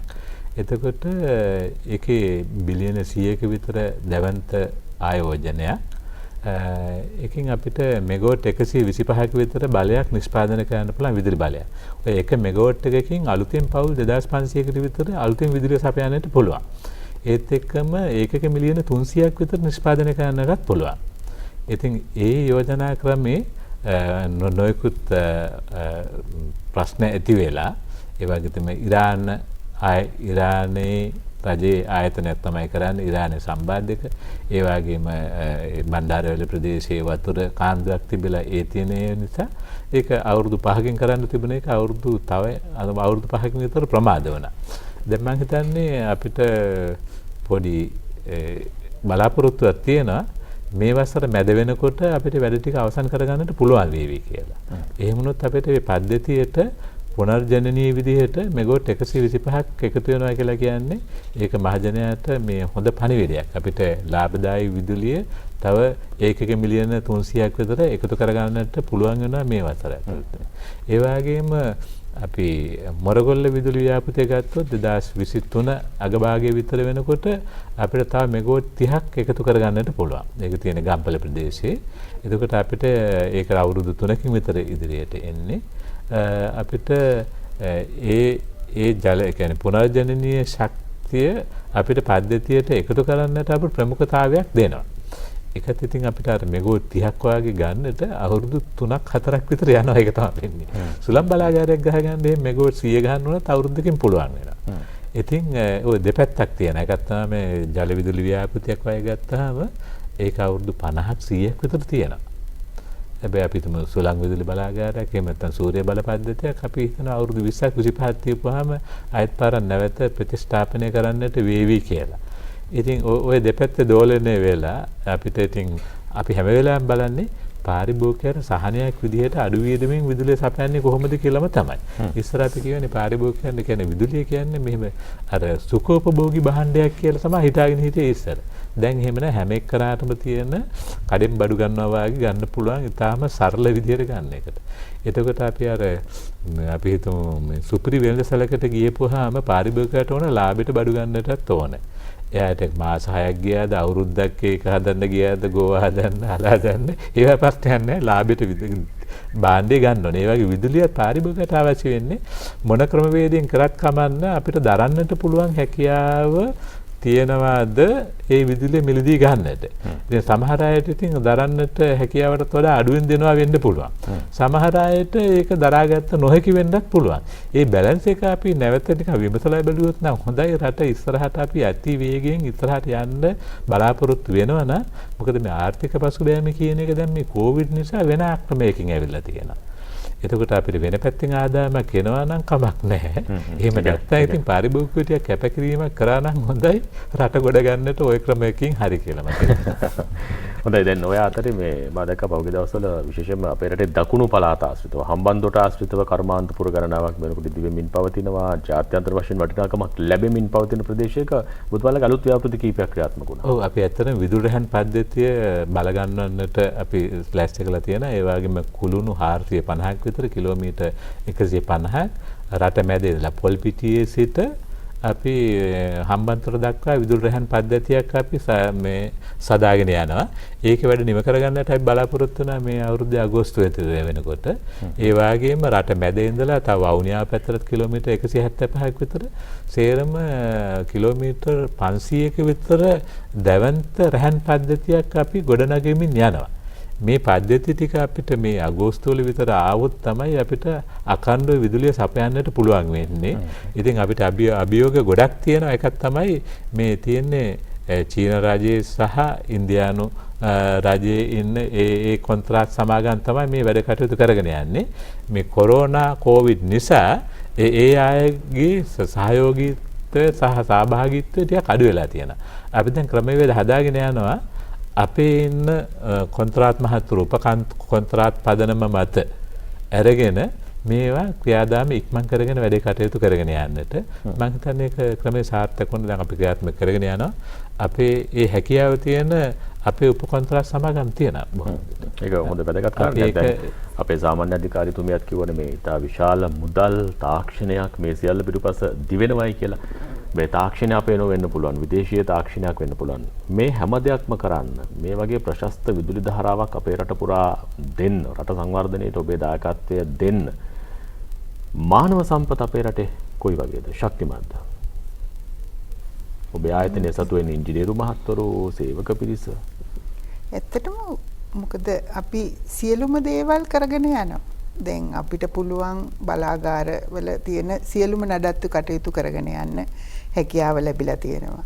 ඊට අමතරව මේ වගේ ලොකු ට්‍රාන්ස්මිෂන් සිස්ටම් පද්ධති සම්ප්‍රේෂණ පද්ධති ක්‍රියාත්මක කිරීමේදී සමහර වෙලාවට අපි ලෝන් එකක් එක කරනකොට පිටරට කන්සල්ටන්සි එකක් හරි පිටරට අයත් අපේ ටෙන්ඩර් කැඳවීම් වලට සහභාගී වෙනවා. ඒ අවස්ථාවේදී ඒගොල්ලන්ට අපි ඒවා ප්‍රදානය කරලා තියෙනවා. ඒ වගේ ඒවත් එක්ක අපේ කාර්ය මණ්ඩලය ඇත්තටම උරෙන් උර ගැටිලා ඒගොල්ලන්ට ඒ වැඩ කටයුතු කරගෙන යන්නේ හැකියාවක් තියෙනවා. ඉතින් තව අපි ඒගොල්ලන්ට අවශ්‍ය සමහර දියුණු තාක්ෂණික ක්‍රම සඳහා අපි අවශ්‍ය පුහුණුවීම් ලබා දෙන්න අවශ්‍ය වෙලා තියෙනවා. ඒ නිසා තමයි අපිට වෙන එදිනදා පාවිච්චි වෙන අලුත් ටෙක්නොලොජි එක අපිට ගේන්න පුළුවන් ක්‍රමයක් තමයි ඒගොල්ලොත් එක්ක වැඩ කරන එක. ඒකත් එක විදිහක ට්‍රේනින් එකක් විදිහට අපේ අයට හම්බ වෙනවා. ඉතින් අපේ කාර්ය මණ්ඩලය ඒ සඳහා අප වෙලා වැඩ කරනවා කියලා කියන්න පුළුවන් මට. දැන් මේ තරම් විශාල කාර්යභාරයක් කරලා රටම එළිය දීලා රටටම බලය දීලා මේ හැම දෙයක්ම කරන ඔබේ ආයතනය පිළිබඳව එක්තරා විදිහකින් අපේ රටේ මේ ආර්ථික සංඛ්‍යාලයක නැතුලේ කතා වෙනකොට හැමදාම පාඩු ලබන ආයතනයක් කියලා තමයි ලංකා විදුලි බල මණ්ඩලය ගැන කියන්නේ. ඇයි එහෙම වෙලා තියෙන්නේ? ඇත්තටම එහෙම වෙලා තියෙන්නේ අපේ ආයතනයේ වියදමින් විශාල ප්‍රමාණයක් වියදම් වෙන්නේ විදුලි බල ජනනය සඳහා. ඒක තමයි මේන් කම්පොනන්ට් එක. අපේ අයවැය ගත්තොත් විශාලම වියදම දරන්න සිද්ධ වෙලා තියෙන්නේ අපිට විදුලි බලය නිෂ්පාදනය කිරීම සඳහා. ඉතින් ඒක නිෂ්පාදනය කරන මුදලට හැබැයි ලංකාවේ තත්ත්වයක් එක්ක අනුව අපිට විකුණ ගන්න හම්බෙන්නේ නැහැ. ඒ හින්දා ඒකට සරිලන ආදායමක් අපිට හම්බෙන්නේ නැහැ. මොකද අපේ විදුලි බල ටැරිෆ් එක නැත්නම් අය ක්‍රමය ගත්තොත් අපි විශාල සහනාධාර සපයා දීලා තියෙනවා අපේ පාරිභෝගික මහතුන්ට. සමහර වෙලාවලට අපේ මිලියන 1.5ක් වන පාරිභෝගික ජනතාවගේ විදුලි බිල වෙන්නේ රුපියල් 60ක් වගේ. අපි එක යුනිට් එකක් විකුණන්නේ රුපියල් 4.50කට වගේ. ඇත්තටම විශ්වාස කරන්න බැරි අඩු මුදලකට අපි විකුණනවා. ඒ හින්දාත් අපිට වියදම් වැඩි බලාගාර තියෙන හින්දාත් අපේ අයවැය පරතරය පුරව ගන්න අසීරු වෙලා තියෙනවා. ඉතින් මම හිතනවා අපි එක පැත්තකින් ක්‍රියාත්මක වෙන්න ඕන අඩු වියදම් බලාගාර LNG නැත්තම් කෝල් නැත්තම් සූර්ය විදුලි බලාගාර වගේ අඩු වියදම් විදුලි බලාගාර හදන්නත් ඒ වගේම අපි මේ දෙන සහනාධාරයට මොනවා හරි විදිහක කැපවීමක් කරන්න අපේ පාරිභෝගික ජනතාවට පුළුවන් ද කියන එකත් මම මේ වෙලාවේ මතක් කරන්න කැමතියි. හැබැයි ඒ වුණාට මේක සර්විස් එකක් තමයි අපි දෙන්න ඕන. ඒ වුණාට අපේ වියදම අපි වියදම ආදායමෙන් බැලන්ස් කරගත්තේ නැත්නම් අපිට විශාල ප්‍රශ්න වලට මුහුණ දෙන්න සිද්ධ වෙනවා. හොඳ කළමනාකාරීත්වයකින් වැඩේ කරන්න වෙලා තියෙනවා. දෙපැත්තෙම තියෙන ලොකු වගකීමක් නේද රණතුංග මහත්තයා. ඔබතුමාලා සේවයක් දෙනවා වගේම අපි මේ සේවය ලබා ගන්න අපිට විදිහට අපිට තියෙන කාර්යභාරයක්. ඇත්තටම පාරිභෝගික ජනතාවට කියන්න තියෙන අපි ලාභයට විදුලිය අරගෙන ඊට වඩා වැඩි ප්‍රමාණයක් නිෂ්පාදනය කරලා ආර්ථිකයට දායකත්වයක් දෙනවා නම් අපිට විදුලි බල මණ්ඩලයට බිල ගෙවෙන්නේ නැතුණාට කමක් නැහැ. රටට යම්කිසි ආදායමක් උපද්දවලා දෙනවා නම් ඒක තමයි මම හිතන්නේ රජයක් විදිහට බලාපොරොත්තු වෙන්නේ. නැත්නම් අපේ බලශක්ති අවස්ථාවෙන් 10%ක් 12ක් ප්‍රමාණයක් තමයි මේ විදුලි බල පද්ධතියෙන් දෙන්නේ. වෙනත් ශක්තිය තියෙන වෙනත් ප්‍රභව වලින්. එතකොට අපි හිතමු තේකොළ නිෂ්පාදනයට ගත්තොත් 10%ක විදුලිය තියෙන්න ඕන. ඒක තමයි හොඳ ගුණාංග ඉහළ ප්‍රමිතියෙන් යුතු තේකොළ හදන්නට පුළුවන් වෙන්නේ. ඒ විදුලිය 10% නැති වුණොත් ඒ තේකොළ ප්‍රමාණය හදා ගන්නට බෑ. එතකොට අපි කියන අගේ වැඩි කිරීම වැලියු ඇඩිෂන් කියන එකට මේ විදුලි බලය ඉතා අවශ්‍යයි. එහෙම නැත්නම් ශරීර සෞඛ්‍යය ඉතා අවශ්‍යයි. ඒ අපි දෙන සහනාධාරය පාවිච්චි කරලා රටේ ආර්ථිකය ගොඩනගන්නට වෙන ක්‍රමවේදවල් පාරිභෝගික ජනතාව උනන්දු වෙනවා නම් තමයි රටක් විදිහට අපිට උඩට එන්න පුළුවන් වෙන්නේ. හොඳයි. ඒ නිසා පාරිභෝගිකින් විදිහට අපේ වගකීම කාර්යභාරය අපි එක්තරා විදිහකින් කළ යුතුයි. ඒ වෙනුවෙන් හොඳ සේවයක් ලබා දෙන්න සූදානම් බව අපේ රෝහන් මහත්තයා මුලින් කිව්වා. මේ අවුරුද්ද වෙනුවෙන් පවා පාරිභෝගිකින් ගැන අලුතින් හිතන්න ඔබතුමාලා පිළිබිලා ඉන්නයි කියලා. වැදගත්නේ අපිට මොනවද ලැබෙන්නේ කියන දේ දැනගන්න. ඒ නිසා මම අවසාන වශයෙන් ඔබතුමාගෙන් මේ ගැන දැනගන්න කැමතියි. ඔව් අපේ පාරිභෝගික ජනතාවට උපරිම සේවය ලබා දීම තමයි අපේ ප්‍රධානම අරමුණ. එතකොට දැන් අපේ සාමාන්‍ය අධිකාරීතුමිය කිව්වා වගේ දැන් අපිට විදුලිය පුළුවන් තරම් අඩුවට පාරිභෝගිකයට දෙන්න පුළුවන් නම් පාරිභෝගික ජනතාව සතුටුයි. එතකොට නමුත් එතන ගැටලුවක් තියෙනවා. එතකොට අපේ නිෂ්පාදන පිරිවැය සහ අනිත් පිරිවැය ඔක්කොම ගත්තාම අපි ඊට වැඩිය ගොඩක් අඩුවට දෙන්නේ. එතකොට සාමාන්‍ය අධිකාරීතුමිය කිව්වා වගේ අපි ප්‍රධාන වශයෙන්ම එතන කරන්න ඕන දේ තමයි විදුලි ජනනය සඳහා යන වියදම අඩු කර ගැනීම. එතකොට ඒ සඳහා තමයි අපි මේ සැලැස්ම ක්‍රියාත්මක වෙන්නේ. අපි දැන් ප්‍රධාන බලාගාර 3ක් ගැන කතා කරා. කෙරවල විටිය බලාගාර 2ක්, ඒ වගේම නොරොච්චෝලේ වැඩිපුර බලාගාරය. ඒ වගේම පුනර්ජනනීය බලය පුළුවන් තරම් ගැනීම. මොකද පුනර්ජනනීය බලයේ වියදම මේ වෙද්දි අඩු වෙලා තියෙනවා. ලෝකයේ දිහා බැලුවහම සූර්ය පද්ධති වලින් නිෂ්පාදනය කරන පිරිවැය, ඒ වගේම සුළං පද්ධති වලින් නිෂ්පාදනය කරන පිරිවැය දිහා බැලුවම මේ පිරිවැය ක්‍රමානුකූලව අඩු වෙලා තියෙනවා. ඉතින් ඒ නිසා අපි මේ ප්‍රධාන බලාගාර ගන්න ගමන් පුළුවන් තරම් උපරිමයෙන් පුනර්ජනනීය බලය ගත්තාම අපිට පිරිවැය ගොඩක් අඩු කරගන්න පුළුවන්. ඉතින් ඒක තමයි අපි මේ ඉදිරි වසර 3 අපිට ඊටාම තීරණාත්මකයි. මේ වසර 3 ඇතුළත අපේ ජනනය අපි හරියාකාරව සකස් කරගත්තොත් අපිට ගොඩක් විදිහට විදුලි බිලට ඒක බලපානවා. ඒ තුලින් අපිට පාරිභෝගිකයා දිහා හොඳ විදිහට බලන්න පුළුවන් වෙනවා. මොකද පාරිභෝගිකයා බලාපොරොත්තු වෙන්නේ ගුණාත්මක විදුලියක් පුළුවන් උපරිම අඩු මිලට ලබා දෙන්න කියන එක. එතකොට ඊට අමතරව ගත්තාම අපිට තියෙන එකක් තමයි පාරිභෝගික සේවය ගැන මම ඉස්සෙල්ලා කතා කරා වගේ පාරිභෝගිකයා බලාපොරොත්තු වෙනවා ඒ Tamanට අවශ්‍ය විදුලිය පැය 24 පුරාම අඛණ්ඩව ලැබෙන්න කියන එක.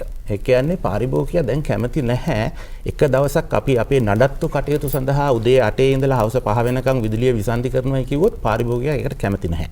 පාරිභෝගිකයාට ඕනේ දවස් 365ම පැය 24න් විදුලිය ලබා දෙන්න. එතකොට අපි අපේ පද්ධතිය ඉදිරි වසරවලදී අපි දියුණු කරගන්න ඕනේ ඒ විදිහට. ඒක තමයි අපි අර ඉස්සෙල්ලා කිව්වේ පද්ධතිය ස්මාර්ට් කරගන්න ඕන, පද්ධතිය ව්‍යාප්ත කරගන්න ඕන, පද්ධතිය වැඩි දියුණු කරගන්න ඕන, පද්ධතිය නවීකරණය කරගන්න ඕන, පද්ධතියට තව එකතු කරන්න ඕනේ ගොඩක් දේවල්. ඒවා එකතු කරාම අපිට පුළුවන් මේ විදුලියේ ස්ථිරතාවය. දැන් අපි හොඳ ස්ථිරතාවය විදුලියක් දෙනවා. නමුත් ඊට වැඩිය හොඳ ස්ථිරතාවය විදුලියක් අපිට ඉදිරියේදී ලබා දෙන්න පුළුවන් වෙනවා. ඉතින් ඒ සඳහා අපේ විශේෂ සැලසුම් අපි සකස් කරලා තියෙනවා. ඒකට ඒ සැලසුමුත් මේ වසර 3 අර මම ඉස්සෙල්ලා කිව්වා වගේ මේ ඉදිරි වසර 3 ගොඩක් දේවල් කරන්න විදුලි බල පන්තියේ බලාපොරොත්තු වෙනවා. මොකද ජනනයේ තියෙන ගැටලුව සර සම්පූර්ණයෙන් ඉදිරි වසර 3 ඇතුළත අවසන් කිරීමට අපේ බලාපොරොත්තුවක් තියෙනවා. ඒ වගේම ජනනය සඳහා අපි ස්වාභාවික වායු ගෙනීම. ස්වාභාවික වායු මෙච්චර කල් ලංකාවේ තිබිච්ච දෙයක් නෙමෙයි. ඒතකොට ද්‍රව ස්වාභාවික වායු ගෙනල්ලා ලංකාවට ගෙනල්ලා කොළඹ ආශ්‍රිත බලාගාර සියල්ල ඒ ස්වාභාවික වායු වලින් මේ ක්‍රියාත්මක කරන්න අපි බලාපොරොත්තු වෙනවා. ඒ ව්‍යාපෘතිය දැන් තව සති දෙක තුනකින් අපි ඇඩ්වර්ටයිස් කරනවා. ඇඩ්වර්ටයිස් කරලා ඒ කටයුත්ත ස්වාභාවික වායු ලංකාවට ගෙනීම ක්‍රියාත්මක කරන්න යනවා. එතකොට ඒ තුලින් ජන වියදම ගොඩක් අඩු කරගන්න පුළුවන්. ඉතින් ඒ වගේ අපි පුළුවන් තරම් උපරිම උත්සාහ ගන්නවා ඒ ජනනාංශයේ ප්‍රශ්න මේ වසර 3 ඇතුළත මෙයා කළා 24 වසර වෙද්දී ඒ ජනන ගැටලු ටික විසඳාගෙන උපරිම වශයෙන් පුනර්ජනනීය බලයත් ලබා ගන්න. ඒ වගේම සම්ප්‍රේෂණාංශය සුහුරු පද්ධතියක් දක්වා ගෙනහිල්ලා ඒක වැඩි දියුණු කරලා ව්‍යාප්ත කරලා ඒකේ ආරක්ෂාව වැඩි කරලා ස්ථිරතාවය වැඩි කරලා ඒ කටයුතු ටික කරන්න. ඒ වගේම බෙදා හැරීම අංශය ඒ අඩුපාඩු සකස් කරලා මේ වසර 3 ඇතුළත ඒකත් ඉදිරියට ගන්න. ඒ වගේම ඩිජිටල්කරණය මේ වසර 3 ඇතුළත අවසන් කරලා ඩිජිටල්කරණයත් මේකට ගෙනල්ලා ඔය සියලු වැඩ ටික අපිට 21 22 23 වසරවල ක්‍රියාත්මක කරගන්න පුළුවන් වුණොත් අපිට 24 වසර ලංකා විදුලි බල මණ්ඩලයට ඉතාම හොඳ වසරක් වෙනවා නියතයි. ඉතින් ඒ සඳහා මේ වසර 3 අපි දැඩි කැපවීමකින් කටයුතු කරන්න ඕනේ. දැඩි කැපවීමෙන් සියලු දෙනා එකතු වෙලා. ඒ කියන්නේ විදුලි බල මණ්ඩලයේ විතරක් කැප කරලා බෑ. මේකට මහජනතාව කැප කරන්න ඕනේ. මොකද මහජනතාව සමහර වෙලාවට කැමති නැහැ. ඒගොල්ලන්ගේ ගේ පිටිපස්සෙන් ट्रांसमिशन ලයින් එක යනවා. ගේ පිටිපස්සේ බලාගාරයක් හදනවා. නමුත් ඒගොල්ලොත් ඒ කැපකිරීම කරන්න ඕනේ. ඒගොල්ලොත් විදුලියට තව ටිකක් මිලක් ගෙවන්න සූදානම් වෙන්න ඕනේ. අර අපේ සාමාන්‍ය අධිකාරීතුමිය කිව්වා වගේ මිලියන 1.2ක විදුලි බිල රුපියල් 60යි. ඉතින් ඒ වගේ පාරිභෝගික ජනතාවත් මේකට සම්බන්ධ වෙනවා. ඒ වගේම රාජ්‍ය අමාත්‍යාංශය සහ අනිකුත් සියලු ආයතන එකට එකතු වෙලා වැඩ කරොත් අපිට පුළුවන් වෙනවා 24 වසර වෙද්දී අපි විදුලි වල මණ්ඩලය ඉතා උසස් තත්ත්වයකට ගන්න. ඒ කියන්නේ ඉදිරි අවුරුදු කිහිපය කියලා කියන්නේ ඔබතුමාලා කාටවත් විවේකයක් ගන්න පුළුවන් කාලයක් නෙවෙයි. මේක සාමාන්‍ය අධිකාරිතුමිය. අඛණ්ඩව වැඩ කරන්න ඕන කාලයක ඔබතුමාලා ඉන්නේ. ඒ කාර්යභාරය කරමින් රටේ සංවර්ධනය සඳහා ඔබේ දායකත්වය ලබා දීම, ඔබේ වගකීම කාර්යභාරය සිද්ධ කරાવી. අද ජාතික රූපවාහිනිය සමග එක්ව ලංකා විදුලි බල මණ්ඩලයේ මේ කාර්යභාරය නැත්නම් සේවාව පිළිබඳව අනාගත අභියෝග ආදී දේවල් පිළිබඳව කතා කරන්න මේ වැඩසටහන වෙනුවෙන් මඟ පෙන්වීම සිදු කළේ ලංකා විදුලි බල මණ්ඩලයේ සභාපති ඉංජිනේරු විජිත හේරත් මහත්මයා. එතුමා මේ වෙලාවෙදී මතක් කරනවා. ඒ වගේම අතිරේක සාමාන්‍ය අධිකාරී ආචාර්ය ඉංජිනේරු රොහාන් තබේසේකර මහත්මයාව මතක් කරනවා. මේ කාර්යභාරය සඳහා උපදේශකත්වය ලබා දුන්නේ ලංකා විදුලි බල මණ්ඩලයේ නියෝජ්‍ය සාමාන්‍ය අධිකාරී නොයල් ප්‍රියන්ත මහත්මයා. එතුමාටත් අපේ ස්තුතිය. ඒ වගේම මේ වැඩසටහන සඳහා සංවිධාන සහාය ලබා දුන්නා ප්‍රධාන ඉංජිනේරු නිශාන්ත පටබැඳිගේ මහත්මයා. ඒ වගේම මේ කාර්යභාරය ජාතික රූපවාහිනිය සමග සම්බන්ධීකරණය කළේ ලංකා විදුලි බල මණ්ඩලයේ මාධ්‍ය කළමනාකාර වජිර බණ්ඩාරනායක මහත්මයා. ඒ සියලු කාර්යභාරයන් හමුවේ මේ වැඩසටහන සඳහා අපිත් එක්ක කතා බහ කරන්න මෙදිරියට පැමිණියේ ලංකා විදුලි බල මණ්ඩලයේ අභිනව සාමාන්‍ය අධිකාරිය ධුරේ දැරීමෙන් පසු මම හිතන්නේ පළවෙනි වතාවට ඔබතුමිය ජාතික රූපවාහිනියට ආවේ මේ සාමාන්‍ය අධිකාරී තුමිය විදිහට. බොහොම ස්තුතිවන්ත වෙනවා ලංකා විදුලි බල මණ්ඩලයේ සාමාන්‍ය අධිකාරී ඉංජිනේරු NW කුමුදිනි හේරත් මහත්මියට. ඒ වගේම අතිරේක සාමාන්‍ය අධිකාරී ඉංජිනේරු MR රණතුංග මහත්මයාට සහ අතිරේක සාමාන්‍ය අධිකාරී ඉංජිනේරු රොහාන් සෙනවිරත්න මහත්මයාට. අපි යලිත් දවසක හමු යමු. ඔබ හැම දිනාටම ආයි